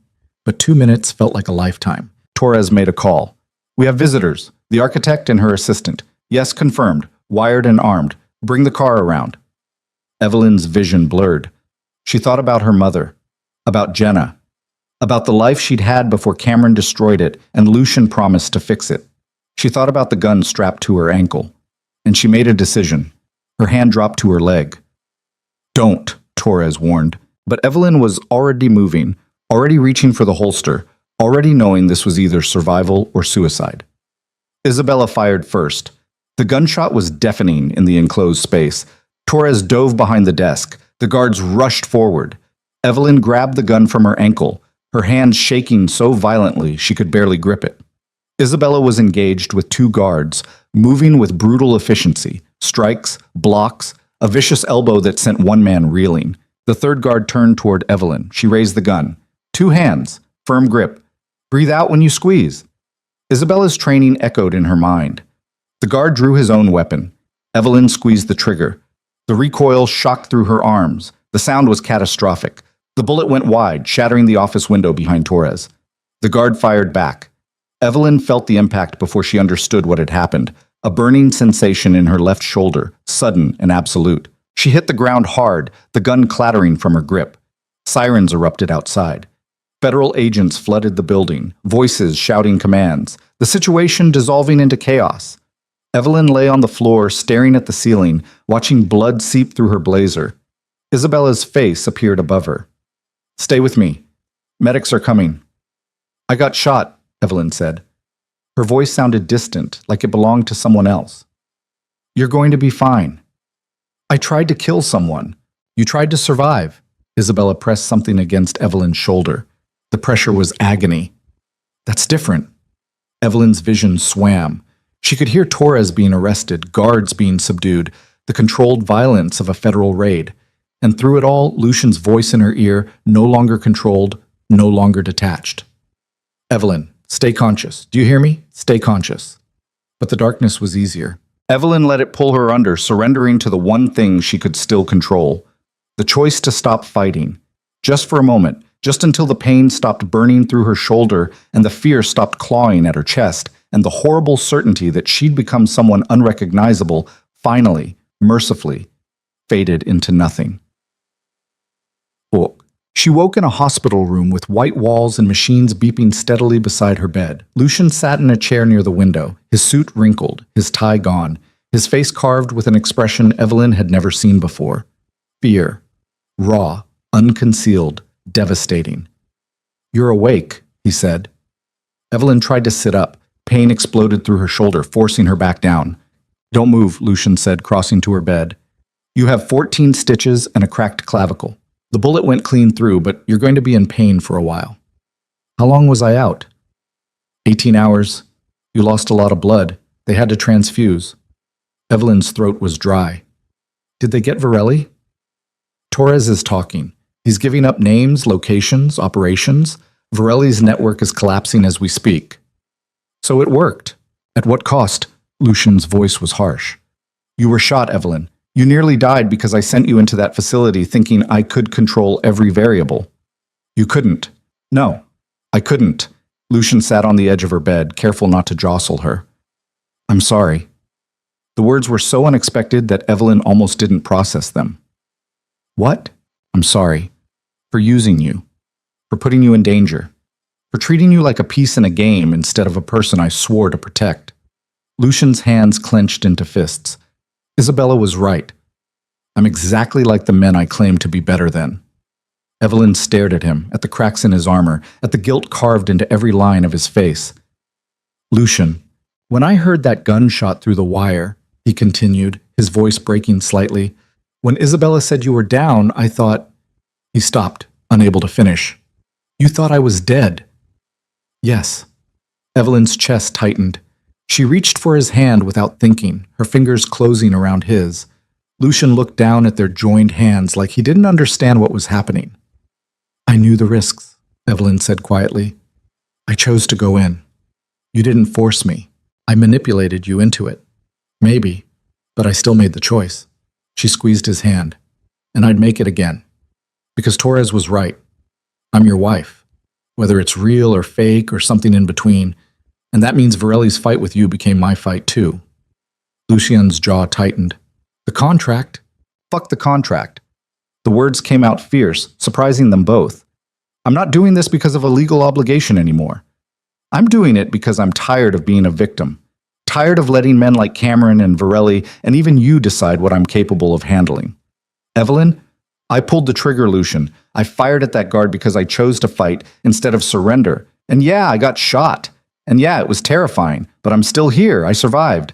Lucian stared at her, something shifting in his expression. Surprise, maybe, or recognition. You're different, he said quietly. Good. The old Evelyn was too easy to break. She met his eyes. This one won't be. For a long moment they sat in silence, hands still linked, something unspoken passing between them. Then Lucian's phone buzzed. He pulled it out, read the message, and his expression hardened.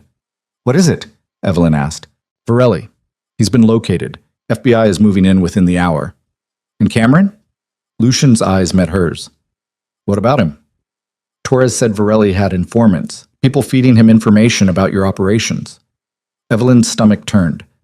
Cameron was at the Met the same night Varelli's man appeared. He saw us together. He knew we were married. Lucian's expression went cold. You think Cameron's involved? I think he's desperate and angry and connected to people who wouldn't hesitate to use him. Evelyn forced herself to sit up despite the pain.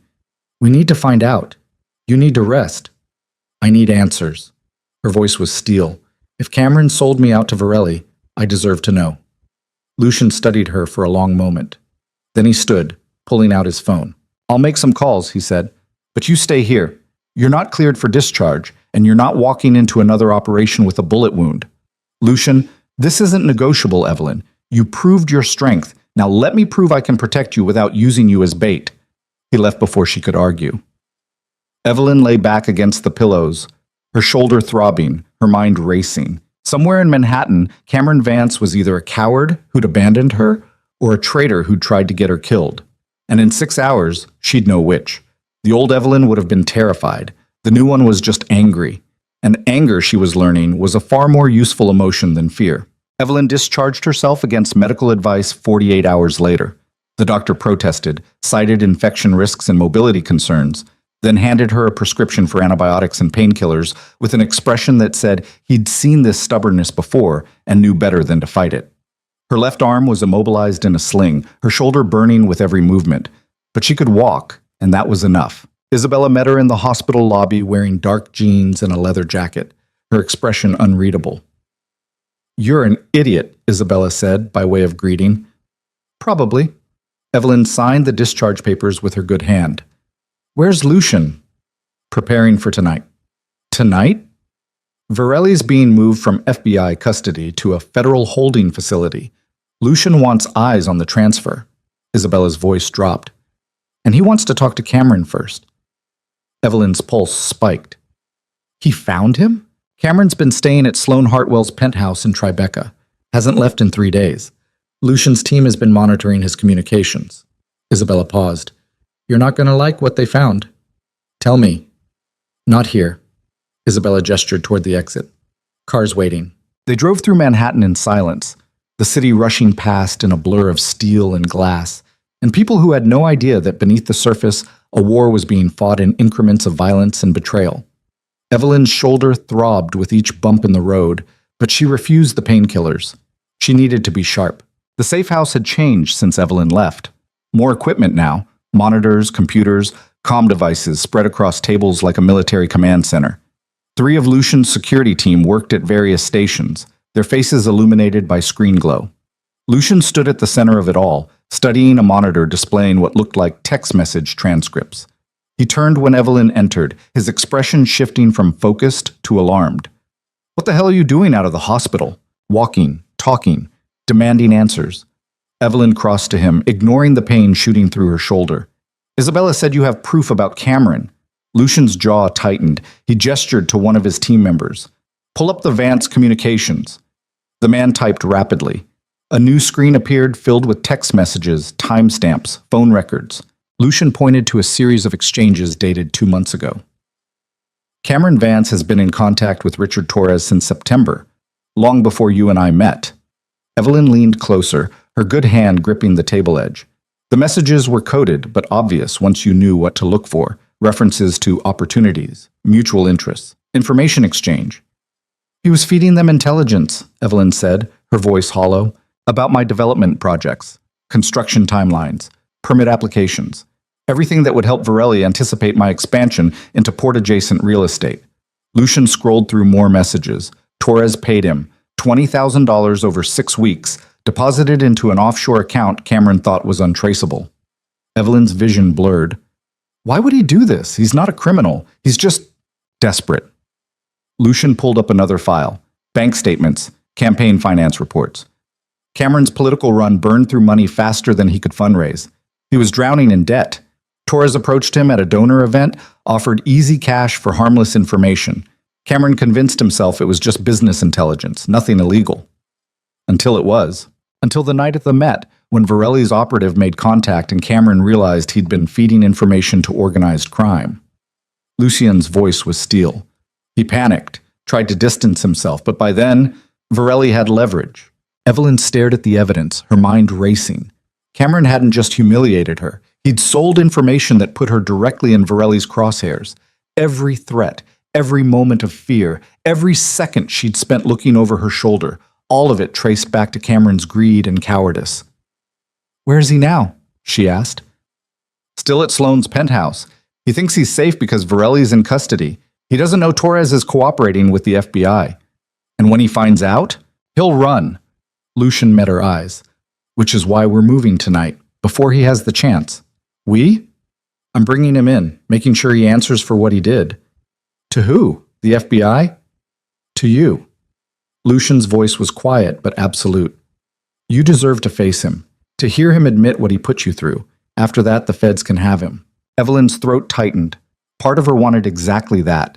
Wanted to see Cameron's face when he realized his betrayal had been exposed, wanted him to understand the magnitude of his cowardice. But another part, the part that had pulled a trigger in that Bayonne warehouse, wanted something else entirely. "I'm coming with you," she said. "Absolutely not. You're injured. I'm coming with you, or I'm going alone." Evelyn's voice was flat. "Your choice." Lucian and Evelyn stared at each other, locked in a silent battle neither wanted to lose. Isabella spoke from the doorway. "Let her come. She's earned it. She's been shot. And she's still standing. That counts for something." Isabella moved into the room. "Besides, Cameron's more likely to talk if Evelyn's there. He'll try to manipulate her, appeal to their history. That's when people make mistakes." Lucian's hands clenched into fists. Finally, he nodded. "Fine, but you stay in the car until I clear the apartment. Non-negotiable." "Agreed," Evelyn lied. They both knew it was a lie, but Lucian let it stand anyway. Sloane Hartwell's penthouse occupied the top 2 floors of a glass tower overlooking the Hudson. Doorman building, private elevator, security that looked expensive and competent. Evelyn sat in the back of the Mercedes with Isabella while Lucian and 2 of his team entered through the service entrance. Her shoulder ached, her hands were clammy, and her heart hammered against her ribs like it was trying to escape. "You okay?" Isabella asked. "No." "Good. Fear keeps you careful." Isabella checked her weapon. Smooth, efficient, the movement so practiced it was almost casual. "You remember what we talked about?" "Stay behind Lucian. Don't engage unless there's no choice. Aim center mass." "And?" "Breathe." Isabella smiled grimly. "You're learning." Lucian's voice crackled through the comm unit in Isabella's ear. "Penthouse is clear. 2 occupants, Cameron and Sloane. No security inside the apartment, bringing them down." "Copy," Isabella said. She looked at Evelyn. "We're moving to the lobby. Stay close." They exited the car and entered the building. The doorman barely glanced at them. Isabella had that effect, moved with the kind of authority that made people assume she belonged wherever she was. The elevator descended from the penthouse. Evelyn watched the numbers tick down, her pulse accelerating with each floor. 40, 35, 20. The doors opened. Lucian stepped out first, his hand firm on Cameron's arm. Cameron looked like he'd aged a decade. Rumpled clothes, unshaven, eyes red-rimmed and wild. Behind them, Sloane walked with her head high, her expression icy and defiant. Then Cameron saw Evelyn. His face went white. "Oh, God, Evelyn." "Shut up," Lucian said. Not loud, not aggressive, just absolute. Cameron shut up. They moved through the lobby toward a back exit where another vehicle waited. Evelyn fell into step beside Lucian, her eyes locked on Cameron. He wouldn't look at her. kept his gaze on the floor, his breathing shallow and ragged.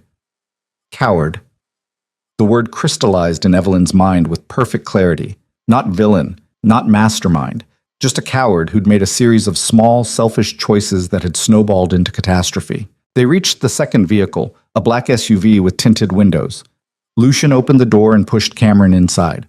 Sloane followed, her movements stiff with barely controlled rage. "You can't do this," Sloane said. "We haven't committed any crime. This is kidnapping." "Call the police," Isabella said pleasantly. "Tell them Lucian Moretti is detaining the man who's been feeding intelligence to Marco Varelli's criminal organization. I'm sure they'll rush right over." Sloane's face went pale. Isabella climbed into the driver's seat. Lucian gestured for Evelyn to get in. She slid in beside Cameron, her injured shoulder pressing against the seatback, pain radiating down her arm. Cameron flinched away like she was contagious. Lucian sat on Cameron's other side, effectively trapping him. The door closed. The SUV pulled away from the curb. For 30 seconds, nobody spoke. Then Cameron broke. "I didn't know. You have to believe me. I didn't know who Torres was working for until it was too late." "When did you figure it out?" Evelyn's voice was eerily calm. "The gala, at the Met, when I saw that man watching you." Cameron's hands shook. "Torres called me that night, told me to back off, that Varelli was interested in you now. That's when I realized that you'd sold information that put me in danger.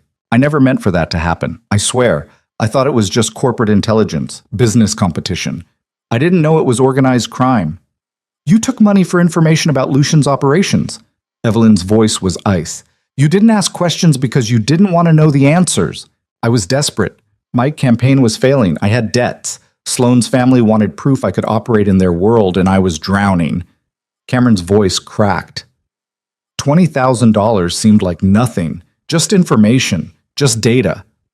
"Just my life," Evelyn said quietly. Cameron finally looked at her. His eyes were red, his face haggard. "I'm sorry. God, Evelyn, I'm so sorry. If I could take it back. But you can't." Evelyn leaned forward despite the pain. "You can't take back the threats. The fear. The fact that I got shot because of intelligence you provided." Cameron's face crumpled. "You were shot?" "Bayonne warehouse. Federal raid.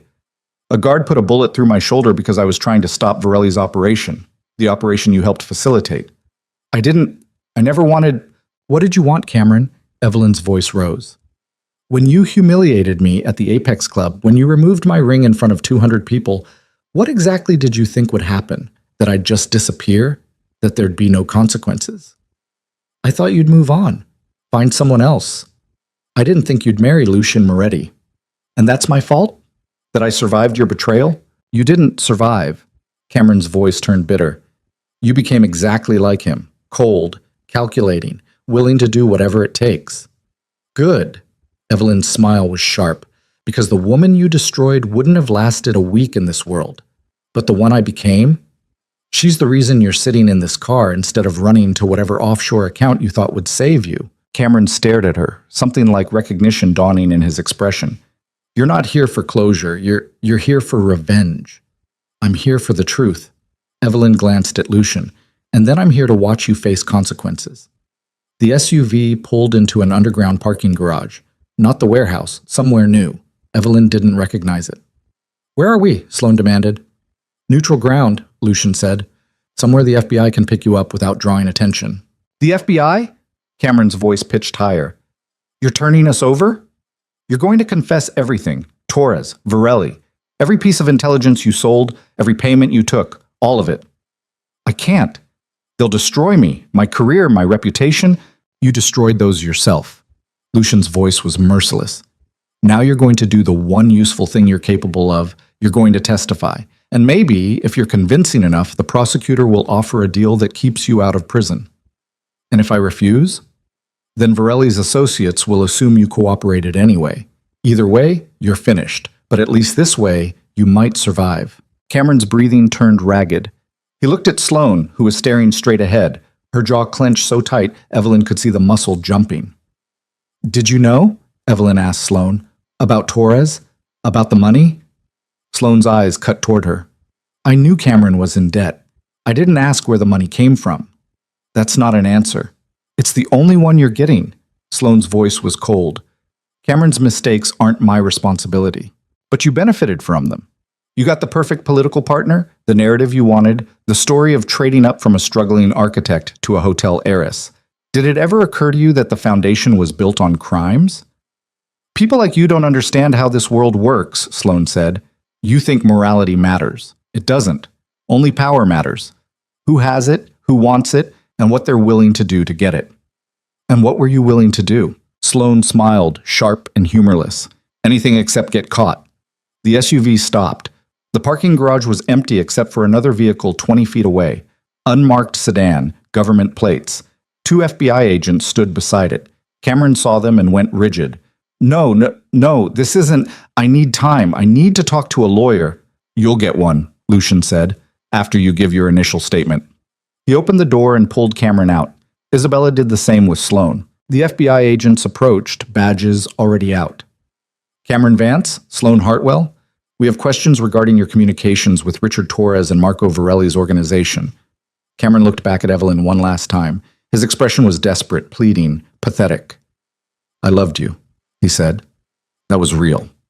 Everything else was a mistake, but that was real. Evelyn stared at him, at this man who'd proposed on a Brooklyn pier and promised her a future, and then destroyed her in front of cameras because it was convenient. No, she said quietly. You loved the version of me that made you look good. The moment I stopped being useful, I stopped being real to you. She turned away before he could respond. Behind her, she heard the agents reading Cameron his rights, heard Sloane's sharp protests, heard car doors slamming, then silence. Evelyn stood in the parking garage with Lucian and Isabella, her shoulder throbbing, her hands shaking, her entire body buzzing with adrenaline and exhaustion. It's done, Lucian said. Is it? Evelyn looked at him. Cameron's in custody. Torres is cooperating, but Varelli's still alive, still dangerous. The FBI has him. For now.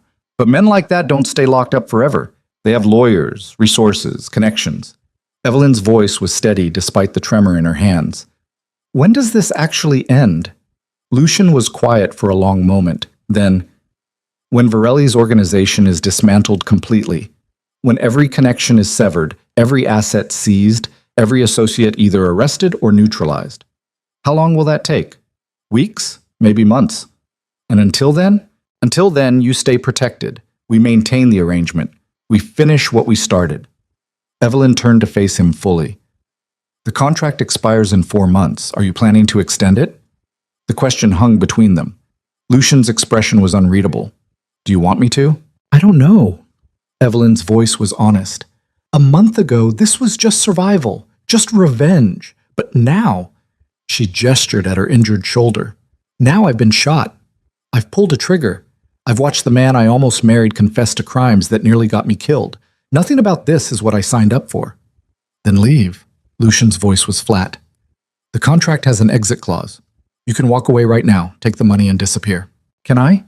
Evelyn stepped closer. Can I really disappear, or will Varelli's people find me anyway? Will I spend the rest of my life looking over my shoulder, wondering when someone's going to finish what they started? I'll make sure you're protected. I don't want protection. The words came out fierce. I want this over. I want Varelli gone, not arrested, not transferred, gone. Lucian's eyes narrowed. What are you saying? I'm saying the FBI moves slow, the legal system moves slower. And while they're building their case, we're all sitting targets.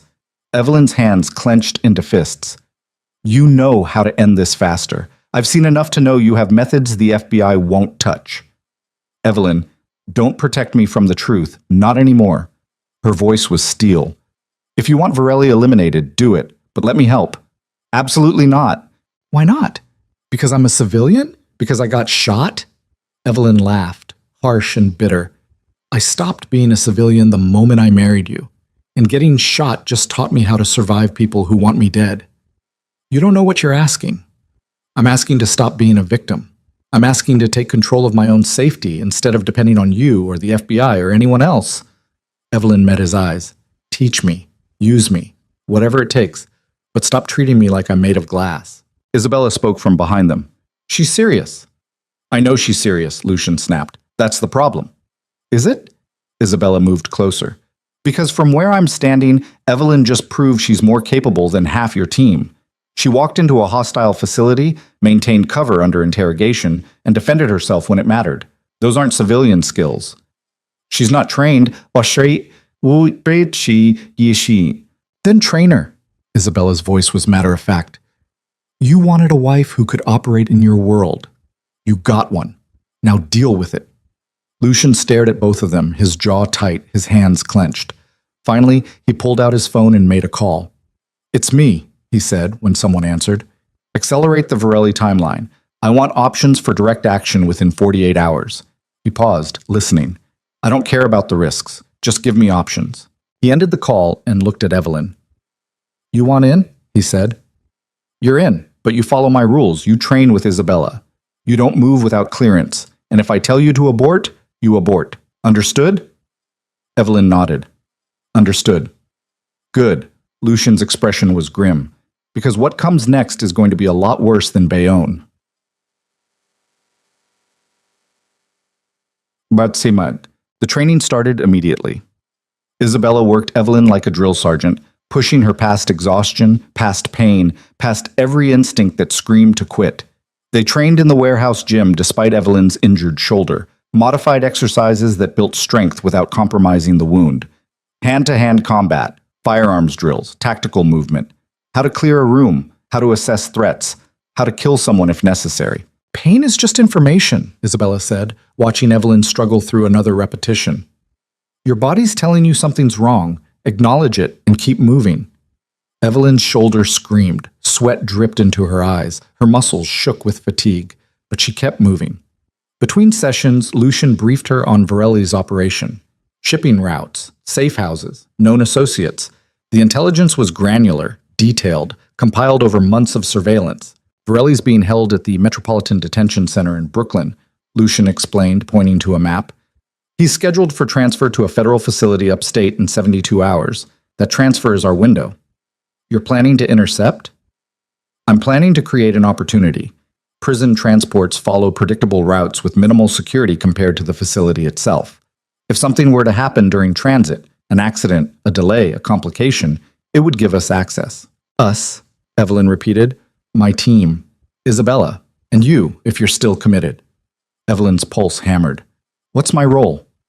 You'll be in a support vehicle, monitoring communications, providing real-time intel on law enforcement response. If anything goes wrong, you coordinate evacuation. So I'm still sitting in a car. You're coordinating a military precision operation. That's not nothing. But it's not front line. Lucian's expression hardened. You're not ready for front line. Then make me ready. You have 72 hours. Evelyn, you said if I was in, I was in. So put me in. They stared at each other, the tension crackling. Isabella interrupted from the doorway. Let her prove herself. One final test. If she passes, she's on the team. If she fails, she rides support. What kind of test? Evelyn asked. Isabella's smile was sharp. The kind that shows whether you can handle real pressure. The test came at midnight. Isabella drove Evelyn to a warehouse district in Queens, deserted and industrial, the kind of place where screams wouldn't carry. They parked beside a building with broken windows and graffiti-tagged walls. Inside, Isabella said, second floor, you'll find a target, neutralize it, and extract the intelligence packet it's carrying. You have 15 minutes. Evelyn stared at the building. What kind of target? You'll find out. Isabella handed her a loaded handgun and a small flashlight. Clock starts when you enter. Evelyn took the weapon, checked the chamber, then looked at Isabella. This is insane. This is your career audition, pass or fail. Isabella gestured toward the building.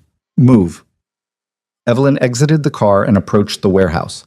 Her shoulder ached, her hands were sweaty on the gun grip, but her mind was clear. She entered through a side door, the hinges shrieking. Inside, darkness pressed in from all sides. She clicked on the flashlight, sweeping the beam across debris-strewn floors and collapsed shelving. A sound. Footsteps. Second floor. Evelyn moved toward the stairs, placing each foot carefully, controlling her breathing the way Isabella had taught her. The stairs creaked under her weight. She paused, listening. Nothing. She reached the second-floor landing. A long hallway stretched ahead, doors on either side, most of them open. Another sound.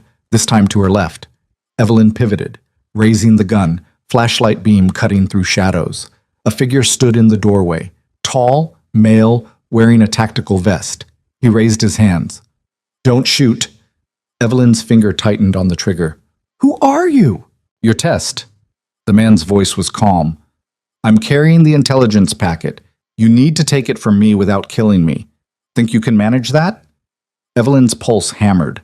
This was the test, not just marksmanship, but judgment under pressure.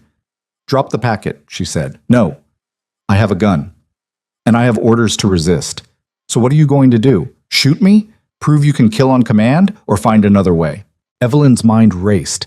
Shooting him failed the test, showed she defaulted to lethal force. But letting him escape also failed. She needed a third option. Evelyn lowered the gun slightly. "You're right. I could shoot you, but that would be loud, messy, and stupid." She stepped forward. "So instead, I'm going to ask nicely. Give me the packet." "No." Evelyn moved fast, exactly the way Isabella had trained her. She closed the distance, drove her good shoulder into the man's chest, knocked him off balance. He stumbled back and she swept his leg, sending him to the floor. Before he could recover, she had the gun pressed against his throat. "Packet," she said. "Now." The man smiled. Then he pulled an envelope from his vest and handed it over. "Nicely done, Mrs. Moretti." Evelyn stood, her shoulders screaming, her breath coming in gasps. She opened the envelope. Inside was a single card with 2 words. "You pass." Isabella's voice echoed from somewhere nearby. 12 minutes. Not bad for a civilian." Evelyn turned. Isabella stood in the hallway, arms crossed, looking almost proud. "You're in," Isabella said. "Welcome to the team."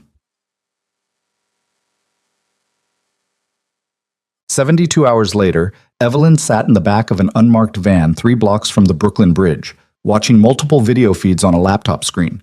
One showed the Metropolitan Detention Center entrance. Another tracked the prison transport vehicle, a reinforced bus with tinted windows and armed guards. Lucian's voice crackled through her earpiece. "Transport is moving. ETA to intercept point. 8 minutes." "Copy," Evelyn said. Her hands were steady on the keyboard despite her racing pulse. Isabella was in position on the bridge with 2 other team members. Their job was to create a controlled accident. Nothing lethal, just enough chaos to force the transport to stop. Lucian was in a secondary vehicle, ready to move in during the confusion. And Evelyn was running Overwatch, monitoring police channels, coordinating timing, making sure no one got caught. "Traffic cams show NYPD units 2 miles south," Evelyn reported. "You have a 4-minute window before they respond to any incident." "Understood," Lucian said. "Isabella, status?" "In position. Ready on your mark."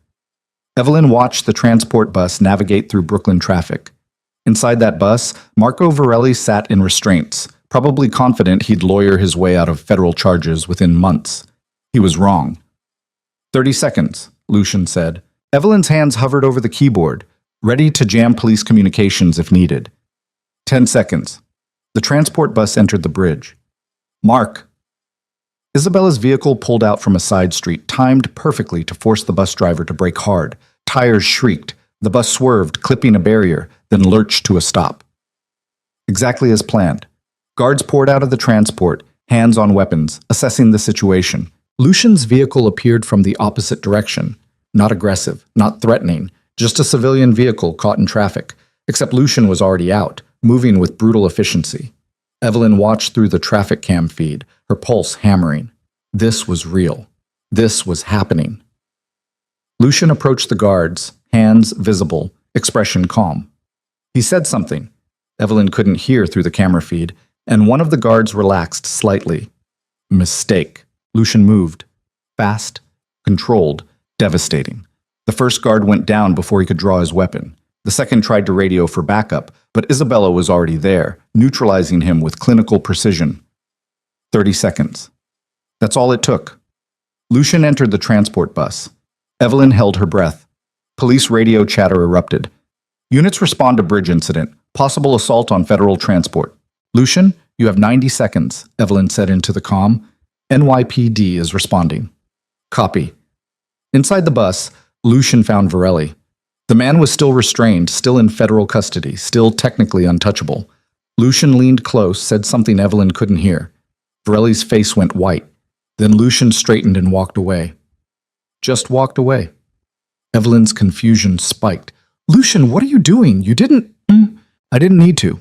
Lucian's voice was calm as he returned to his vehicle. I just needed him to know I could have. That's it?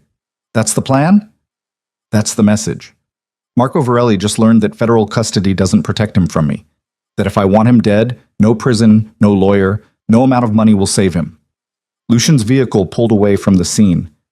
Fear is more effective than violence, and he's terrified now. Evelyn stared at the screen, watching guards scramble, watching Varelli sit frozen in his seat, watching the whole operation dissolve into chaos. And she understood. This wasn't about killing Varelli. It was about breaking him, making him realize he'd lost. That his empire was gone, his protection was illusion, and his only hope of survival was cooperation. All units clear, Isabella reported. No casualties. NYPD arriving in 30 seconds. Extract, Lucian ordered. Evelyn watched the feeds as the team dissolved into traffic, anonymous and invisible, leaving behind nothing but confusion and one very terrified criminal. Her phone buzzed. Text from Lucian. Well done. You just ran your first operation. Evelyn sat back, her heart still racing, her hands still steady. She'd crossed a line tonight, moved from victim to participant, from protected to protector. And the terrifying part wasn't that she'd done it. It was that she'd been good at it. Oh my. Varelli started talking within 6 hours. The FBI contacted Lucian's attorney with an offer. Comprehensive cooperation in exchange for protective custody and a reduced sentence. Varelli gave up names, locations, financial records, everything. His organization collapsed like a house of cards. Arrests happened across 3 states. Assets were seized. Associates scrambled for their own deals. And through it all, Evelyn watched from the warehouse, monitoring news feeds and legal filings, witnessing the systematic destruction of the man who'd threatened her life. It should have felt like victory. Instead, it felt like standing at the edge of a cliff, looking down at a drop she couldn't come back from. Lucian found her on the warehouse roof 3 days later, staring out at the Manhattan skyline. It's over, he said. Varelli's done. Cameron's testifying. Torres is in witness protection. Every threat has been neutralized. So what happens now? Evelyn asked. Now you decide. Lucian moved to stand beside her. The contract has 3 months left. You can fulfill it, take your money, and walk away. Or we renegotiate. Evelyn turned to look at him. Renegotiate what? The terms, the timeline, the nature of our arrangement. Lucian's voice was careful. The last few weeks have changed things. We're not the same people who signed that contract. No, Evelyn agreed. We're not. So the question is, what do you want? Evelyn stared at him, at this man who'd offered her revenge and protection and danger in equal measure, who'd treated her like an asset until she proved she was more, who'd stood between her and every threat until she learned to stand herself. I don't know, she said honestly. Then we have 3 months to figure it out. Lucian's expression softened slightly. No pressure, no obligations beyond what's already contracted, just time. And after 3 months? After 3 months, you decide whether you want to walk away or stay. Either way, you'll be safe. You'll be compensated. And you'll have choices. Evelyn's throat tightened. What about you? What do you want? Lucian was quiet for a long moment. Then he said, I want you to choose to stay, not because of money or safety or revenge, but because you want to. The admission hung between them, raw and honest and terrifying. Evelyn's pulse hammered. She thought about the woman she'd been 6 weeks ago, broken, humiliated, desperate. And she thought about the woman she'd become, scarred, capable, dangerous. She didn't know which version was real anymore, maybe both, maybe neither. 3 months, she said finally. And then we see. Lucian nodded. 3 months. He extended his hand. Evelyn shook it, feeling the same cold certainty she'd felt that first night in the Mercedes. Except this time, it wasn't fear. It was possibility. And that was somehow more terrifying than anything that had come before. Because for the first time since Cameron had destroyed her life, Evelyn Shaw, now Evelyn Moretti, had a choice. Not between survival and death, but between who she'd been and who she was becoming. And in 3 months, she'd have to decide which one she wanted to keep. 3 months became a strange kind of limbo. Evelyn moved back into the penthouse overlooking the Hudson, but the space felt different now. Less like a cage, more like a headquarters. She kept her own bedroom, maintained her own schedule, and Isabella stopped watching her like a potential threat. The security team knew her name. The staff nodded when she passed. Somewhere in the transition from contract wife to actual presence, she'd become part of the infrastructure. But the question remained unanswered. What came after? The contract's expiration date loomed like a deadline neither of them wanted to discuss. Lucian worked longer hours, left earlier each morning, came home later each night. When they did cross paths, their conversations were careful, measured, stripped of anything that resembled vulnerability. How was your day? Productive. Yours? Fine. Then silence. Evelyn filled the time with architecture. She'd started taking freelance consulting projects. Nothing that connected to Lucian's world, just clean work that reminded her who she'd been before everything shattered. Her firm had reached out twice about returning full-time. She'd deflected both times, unsure what answer to give when she didn't know where she'd be living in 3 weeks. Isabella found her in the penthouse library one afternoon, surrounded by blueprints and coffee cups, working through structural calculations for a museum renovation in Boston. "You're avoiding him," Isabella said, sitting down without invitation. Evelyn didn't look up. "I'm working." "You're hiding in floor plans because facing Lucian means facing a decision you're not ready to make." Evelyn's pencil stilled. She set it down carefully. "What do you want me to say?" "The truth." Isabella leaned back. "Do you love him?" The question landed like a physical blow. Evelyn's throat tightened. "That's not what this arrangement was about." "That's not an answer. It's the only one I have." Evelyn met Isabella's eyes. "Your brother offered me a contract. Money, protection, revenge. Love was never part of the terms. And yet here you are, 3 months later, still living in his home, still wearing his ring, still pretending this is just business." Evelyn looked down at her left hand. The wedding band was simple. White gold, no stones, the kind of ring you'd barely notice except that it never came off. She'd stopped thinking about it weeks ago, stopped registering its presence. But it was there, always there. "I don't know what I feel," Evelyn said quietly. "I know I'm grateful. I know I'm safer with him than without him. I know that when I got shot, the first voice I heard was his, and it sounded like fear, not calculation. Then tell him that." "And say what? That I've developed feelings for the man who married me as a business transaction? That I can't tell the difference between genuine emotion and trauma bonding? That I'm terrified of walking away and equally terrified of staying?" "Yes." Isabella's voice was matter-of-fact. "Say exactly that. Because Lucian's sitting in his office right now asking himself the same questions, and neither of you will survive the next 3 weeks if you keep pretending this is still about a contract." Evelyn stared at her. "He feels the same way? I'm not his therapist. Ask him yourself." Isabella stood. "But do it soon, because the contract expires in 18 days, and after that, whatever this is either becomes real or it ends. There's no middle ground." She left. Evelyn sat alone in the library, staring at blueprints that suddenly seemed irrelevant. 18 days. She pulled out her phone and stared at Lucian's contact information for a full minute before typing. "Can we talk? Tonight?" His response came immediately. "My office. 8 p.m. Evelyn's pulse hammered. She looked at the clock. 6 hours. 6 hours to figure out what the hell she was going to say. Ban. Lucian's office was on the top floor of the Moretti building in Midtown. Glass walls, minimalist furniture, a view of Manhattan that probably cost more per square foot than most people made in a year. Evelyn had been here once before, weeks ago, when she'd needed to sign additional legal documents related to the contract. She'd hated it then. Too cold, too impersonal. Now it just felt like Lucian, controlled, precise, fortified against anything resembling chaos. He stood by the windows when she entered, hands in his pockets, silhouetted against the city lights. He didn't turn around. "Close the door," he said. Evelyn did. The click of the latch felt final. She crossed to stand beside him, both of them staring out at Manhattan like it held answers neither could find inside the room. 18 days, Lucian said. "I know. I've had my attorney draft 2 documents. One extends the contract for another year with modified terms and increased compensation. The other terminates the arrangement, transfers the full payment to your account, and releases both of us from all obligations." Evelyn's chest tightened. "Which one do you want me to sign?" "Neither."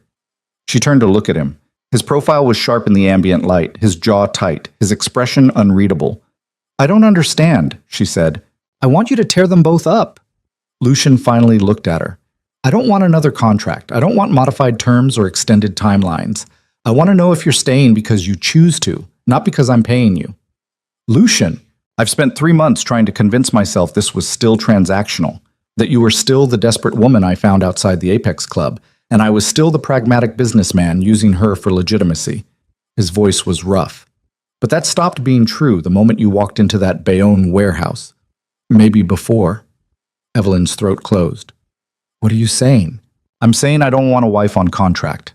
I want you. Actually you. Messy and damaged and terrifyingly capable. I want to wake up knowing you're here because you chose me, not because I structured an agreement that made staying easier than leaving. And if I can't give you that, if I don't know how to separate what I feel from what I've survived, then we figure it out together." Lucian stepped closer. "But I need to know you're willing to try. Not for money, not for safety, just because you want to." Evelyn stared at him, at the cracks in his armor, at the vulnerability he was offering like a weapon he'd put down. "I'm terrified," she admitted, "of trusting this, of believing it's real.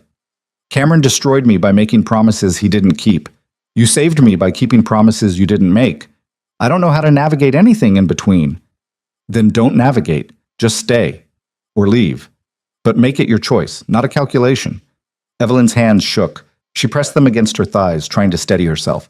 "What if I choose wrong?" "There's no wrong choice. There's just what you want versus what you think you should want." "And what do you want?" Lucian reached for her hand, carefully, like he was afraid she'd pull away. His fingers closed around hers, warm and solid and impossible to misinterpret. "I want you to stay," he said quietly.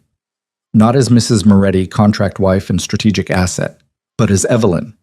The woman who survived Cameron Vance and Marco Varelli and a bullet through the shoulder. The woman who learned to shoot in 3 weeks and ran a federal operation without flinching. The woman who's sitting in my library at 2 in the morning working on museum renovations because she still believes in building things." Evelyn's vision blurred. "You've been watching me work? I've been watching you rebuild yourself. It's the most extraordinary thing I've ever seen." The words broke something in her chest.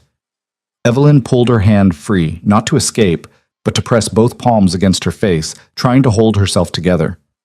"I don't know how to do this," she said, her voice muffled. "I don't know how to be with someone without a contract defining the boundaries, without rules, without an exit strategy. Then we make new rules, together. Not terms and clauses, but actual agreements between two people trying not to destroy each other."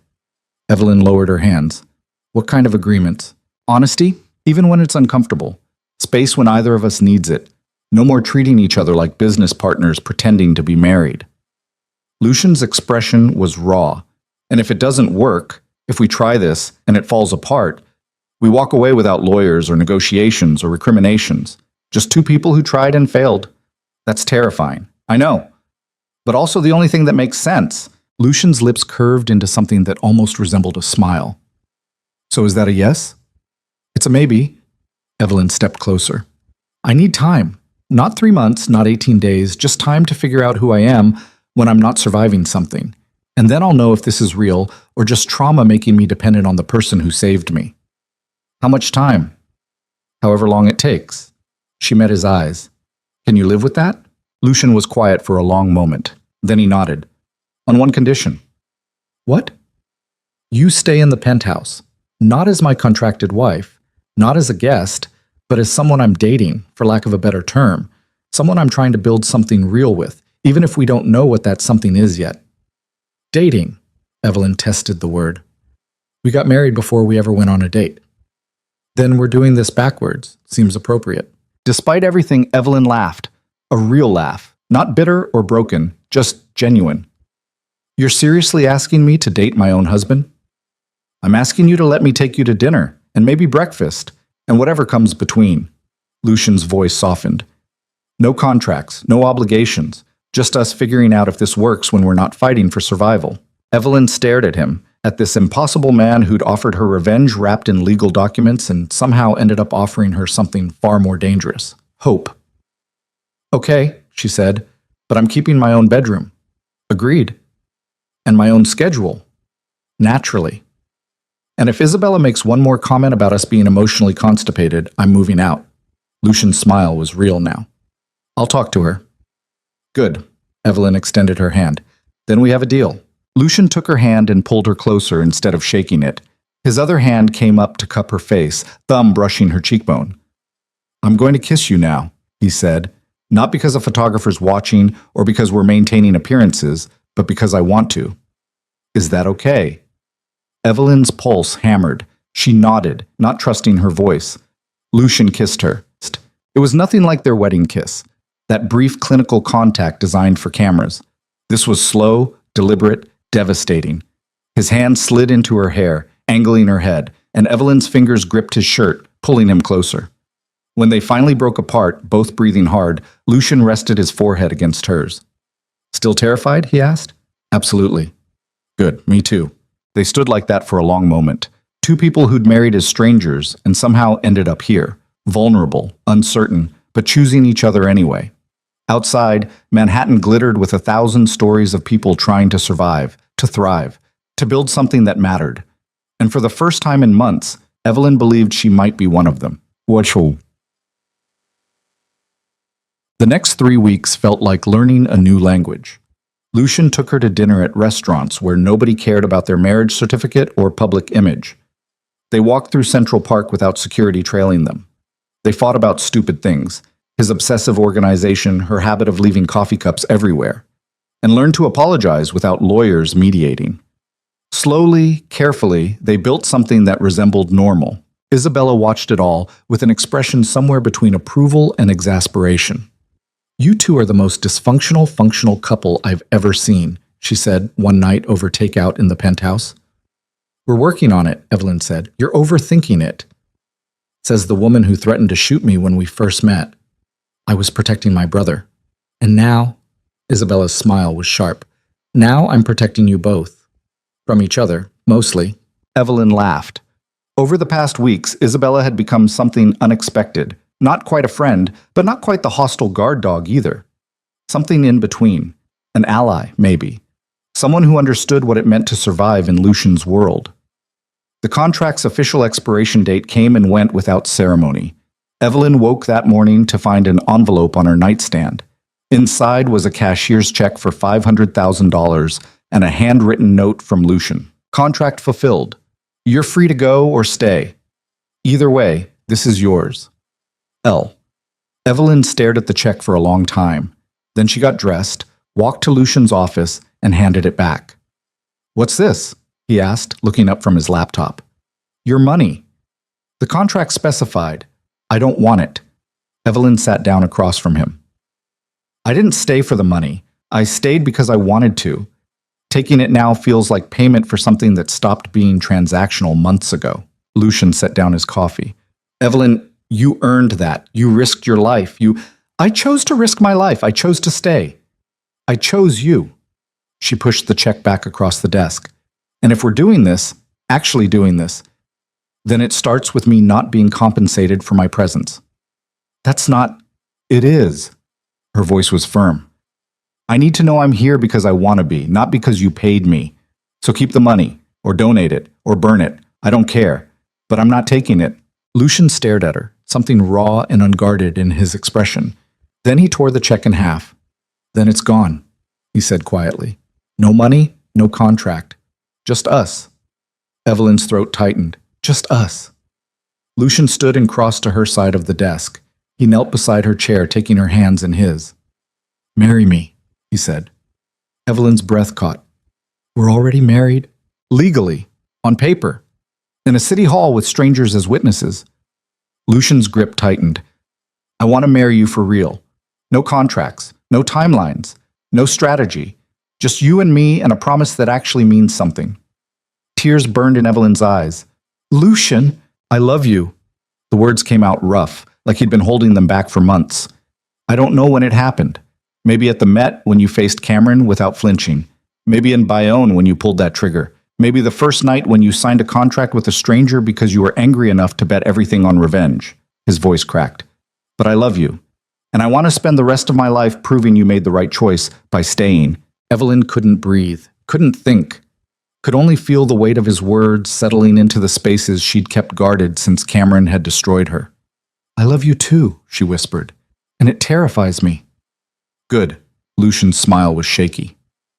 "We'll be terrified together." Evelyn pulled him up and kissed him, hard, desperate, honest. When they broke apart, both of them were crying. "So is that a yes?" Lucian asked.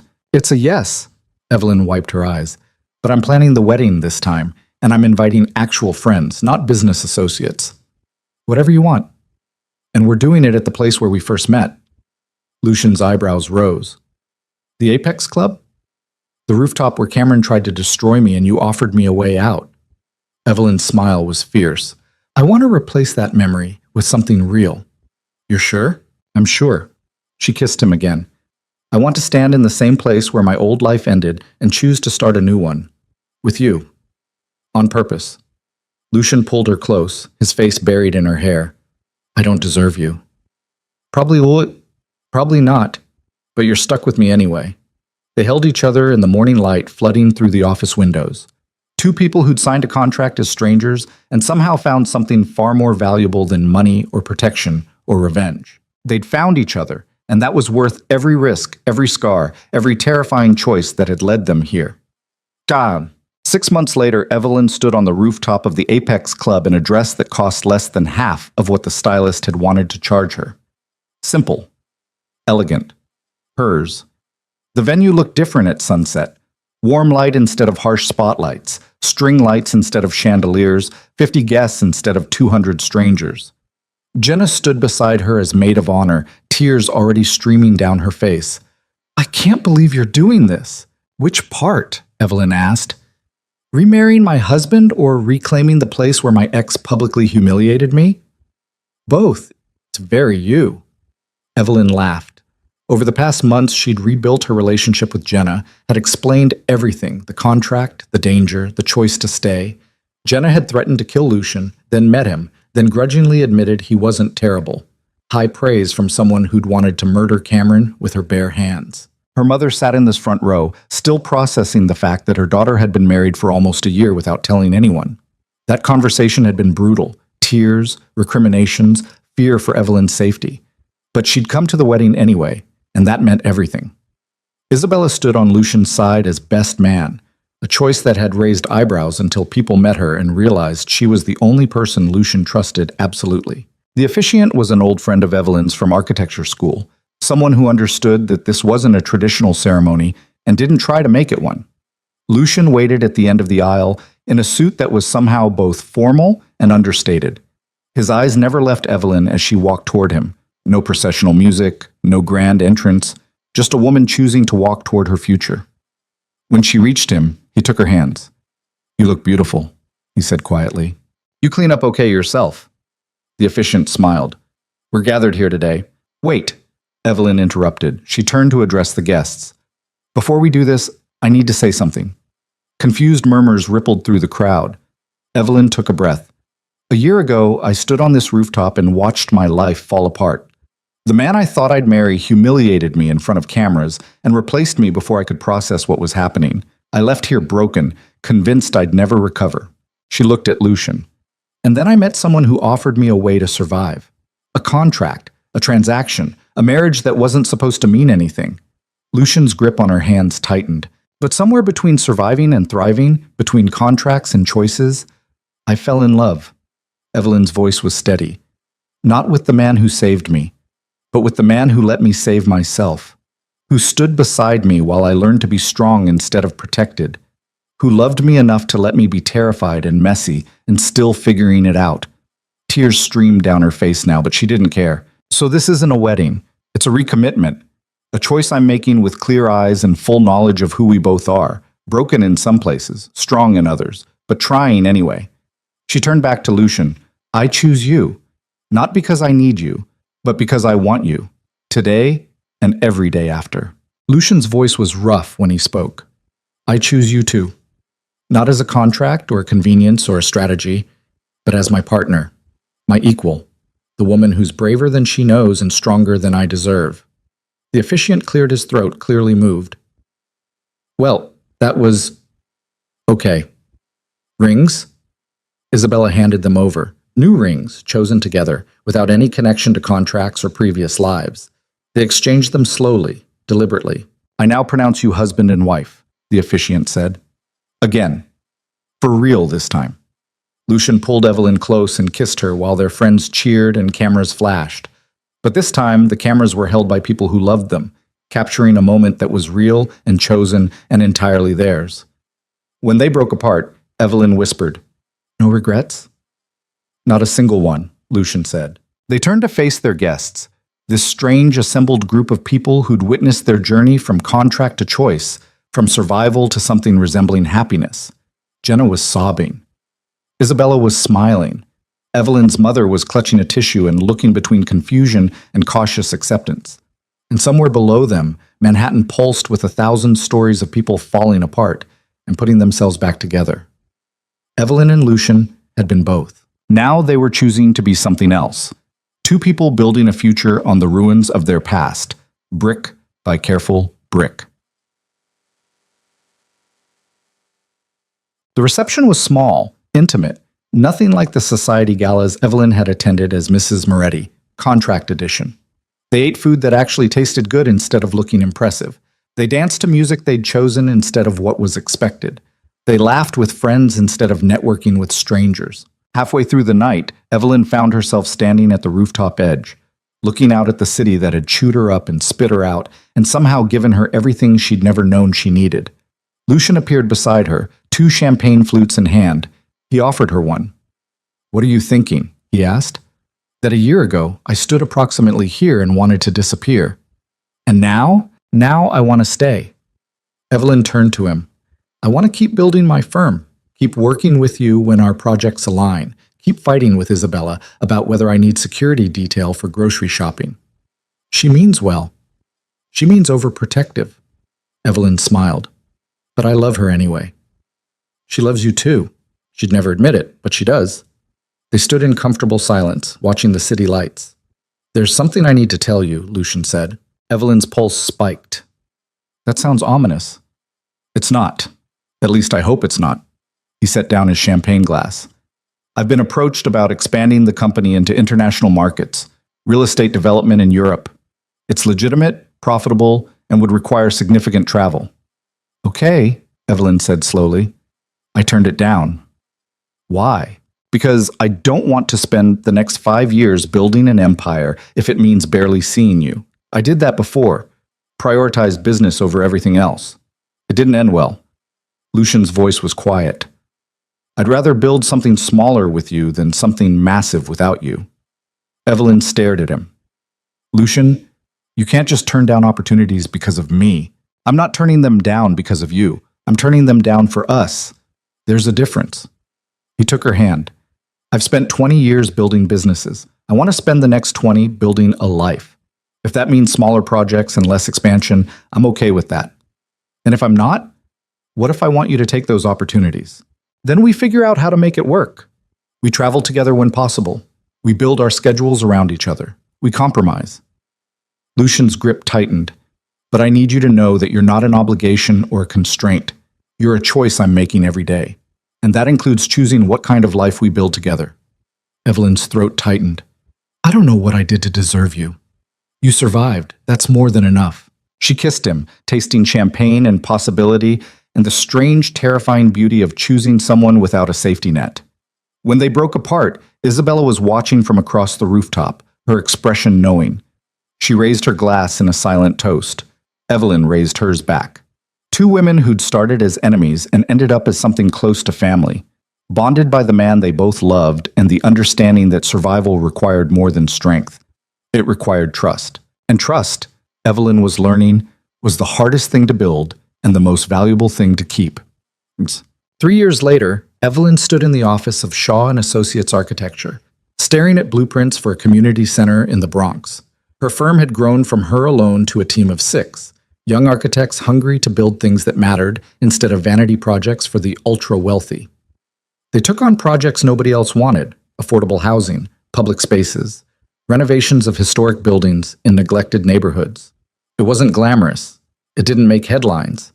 But it mattered, and that was enough. Her phone buzzed. Text from Lucian. Dinner tonight? I'm cooking. Evelyn smiled. Lucian had discovered cooking 6 months ago and treated it with the same intensity he brought to everything else. Obsessive research, precision execution, occasional spectacular failures. What are you making? It's a surprise. Last surprise gave me food poisoning. That was once. And I've improved. Debatable. But yes, 7 p.m.? Perfect. Love you. Love you too. Evelyn set down her phone, still smiling. 3 years since the contract expired. 3 years since she'd chosen to stay.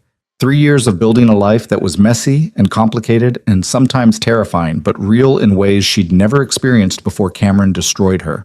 She didn't think about Cameron often anymore. He'd testified against Varelli's organization, received a reduced sentence, and disappeared into obscurity somewhere in the Midwest. Sloan had cut ties immediately, married someone more politically viable, and never looked back. The story of Evelyn's public humiliation had been buried under 1,000 newer scandals.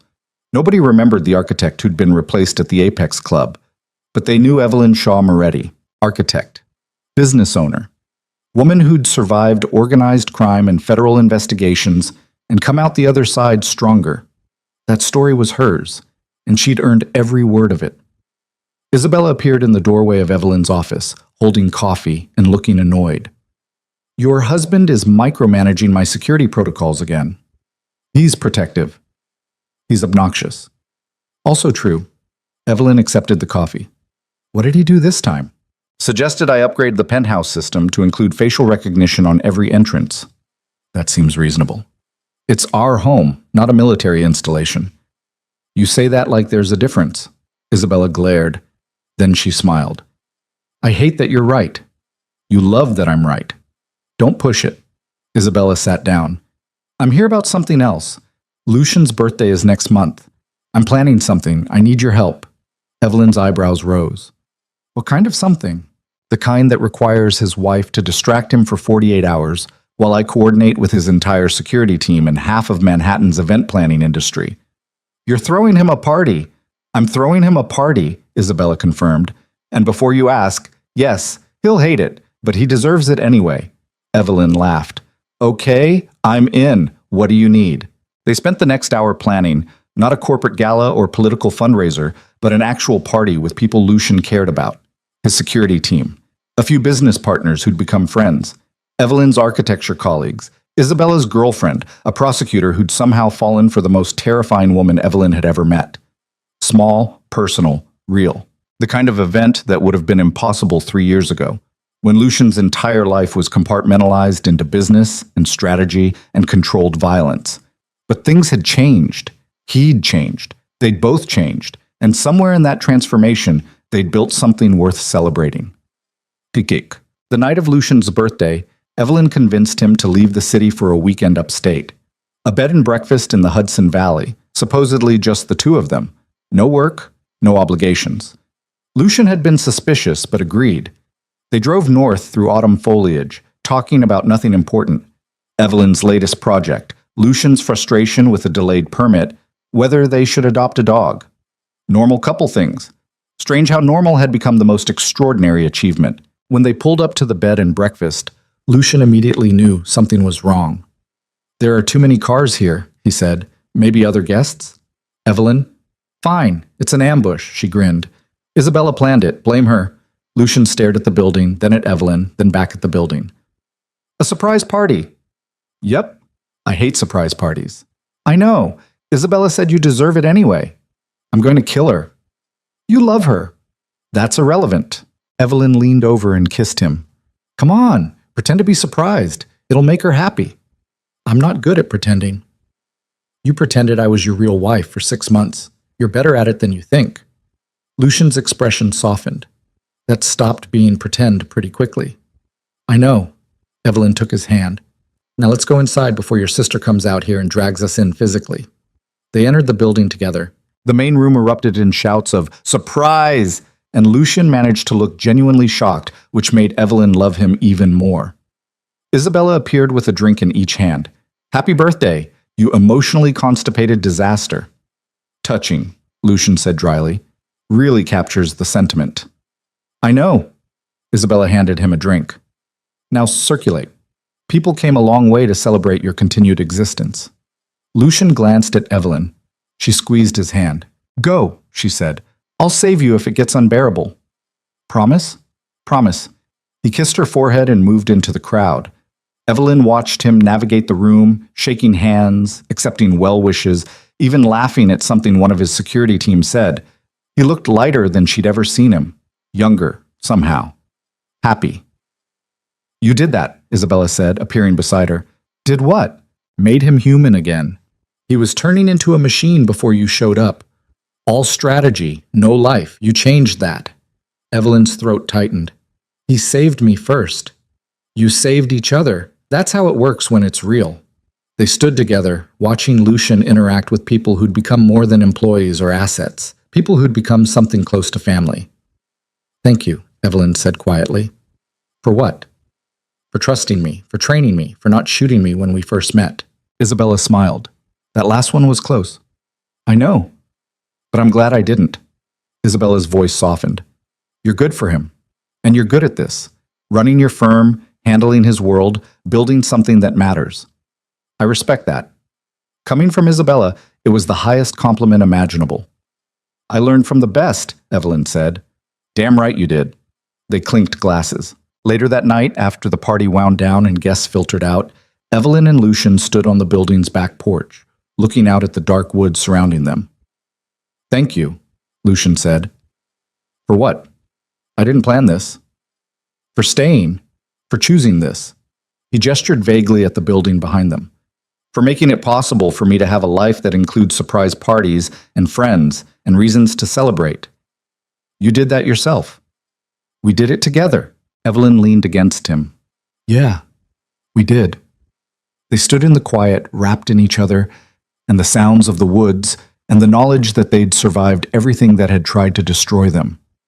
I have something for you, Lucian said. It's your birthday. I'm supposed to give you gifts. This one's mutual. He pulled a folder from inside his jacket.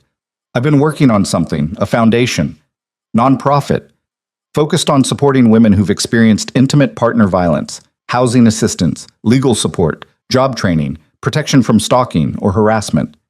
Evelyn's breath caught. Lucian, I want to fund it, but I want you to run it. He handed her the folder. Or at least sit on the board. Use your architecture background to design safe housing, your connections to build partnerships, your experience to make sure we're actually helping instead of just throwing money at the problem. Evelyn opened the folder.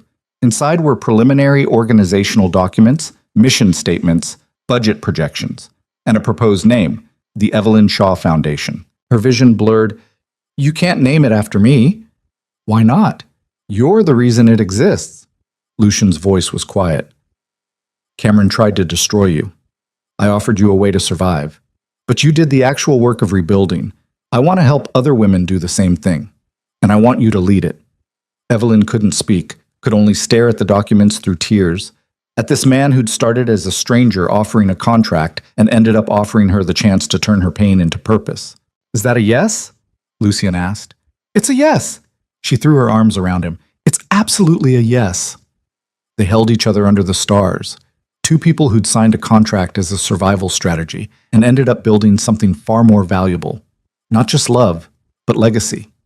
A way to take the worst moments of their lives and transform them into something that helped others survive their own worst moments. And that, Evelyn realized, was the real ending. Not revenge on Cameron, not victory over Varelli, but the choice to take everything that had tried to break her and use it to build something stronger. 5 years after the contract expired, Evelyn stood at the ribbon-cutting ceremony for the Foundation's first housing facility, a converted brownstone in Brooklyn, renovated by her firm, designed specifically for women escaping dangerous situations. 20 units, private, secure, beautiful in a way that said you matter, you're worth protecting, you deserve more than survival. Lucian stood beside her, his hand warm in hers. Isabella was there with her partner, both of them looking simultaneously proud and uncomfortable with the publicity. Jenna had flown in from Chicago, where she'd moved for a job opportunity and immediately started organizing local chapters of the foundation. Even Evelyn's mother was there, still not entirely comfortable with Lucian's history, but unable to deny the good they were doing together. The press asked questions. Evelyn answered them with the same honesty she'd learned to apply to everything. Yes, I experienced intimate partner violence in the form of public humiliation and manipulation. No, it wasn't physical abuse, but it was devastating. And yes, I survived because I found people who supported me instead of exploiting me. That's what this foundation does. Provide support without strings, safety without judgment, and resources without requirements that re-traumatize people who've already been through hell. The cameras flashed. The journalists scribbled notes, and somewhere, someone watching would see this and realize they didn't have to stay broken. That was the point. After the ceremony, Lucian pulled Evelyn aside. "I have something else for you," he said. "More foundations? Because I'm running out of hours in the day." "Not a foundation, a choice." He handed her a small box. "Open it." Evelyn did. Inside was a key. "To what?" she asked. "A building in Queens, former warehouse, needs complete renovation." Lucian's eyes were bright. "I bought it 6 months ago. I want to give it to you. Turn it into whatever you want. More foundation housing, your firm's headquarters, a combination of both. It's yours. No contracts. No conditions. Just a building waiting for you to decide its future." Evelyn stared at the key, then at Lucian, then back at the key. "You bought me a warehouse." "I bought you possibility." "That's the most romantic thing you've ever said." "I'm working on it." Evelyn kissed him, not caring that cameras were still rolling, that people were watching, that this moment would probably end up in foundation promotional materials. Let them watch. Let them see two people who'd started as a transaction and ended up as partners. Let them see that survival was just the beginning, and thriving was the real victory. When they broke apart, Lucian whispered, "No regrets?" "Not a single one," Evelyn said. And she meant it, because standing there in Brooklyn, holding a key to a building she'd fill with purpose, surrounded by people who'd become her chosen family, Evelyn Shaw Moretti had finally, completely rebuilt herself. Not into who she'd been before Cameron, but into someone stronger. Someone who'd walked through fire and come out tempered instead of destroyed. Someone who'd signed a contract with a stranger and ended up finding herself. The old Evelyn would never have survived this world. But the new one? She didn't just survive, she thrived. And that made every scar, every risk, every terrifying choice worth it. Manhattan glittered in the distance, full of stories of people falling and rising and falling again. Evelyn's story was just one among millions. But it was hers. And for the first time since Cameron had removed her engagement ring in front of cameras, Evelyn knew exactly who she was. Not a victim, not a survivor, but a woman who'd chosen herself, and then chosen to share that self with someone who'd earned it. That was the real ending. Not revenge, not rescue, but choice. Deliberate, terrifying, beautiful choice. And everything that came after was just two people building a life on that foundation, brick by careful brick, choosing each other every single day. No contracts required, just love. Real, messy, hard-earned love. And that, Evelyn thought as Lucian's hand found hers again, was worth more than any amount of money or safety or revenge. It was worth everything.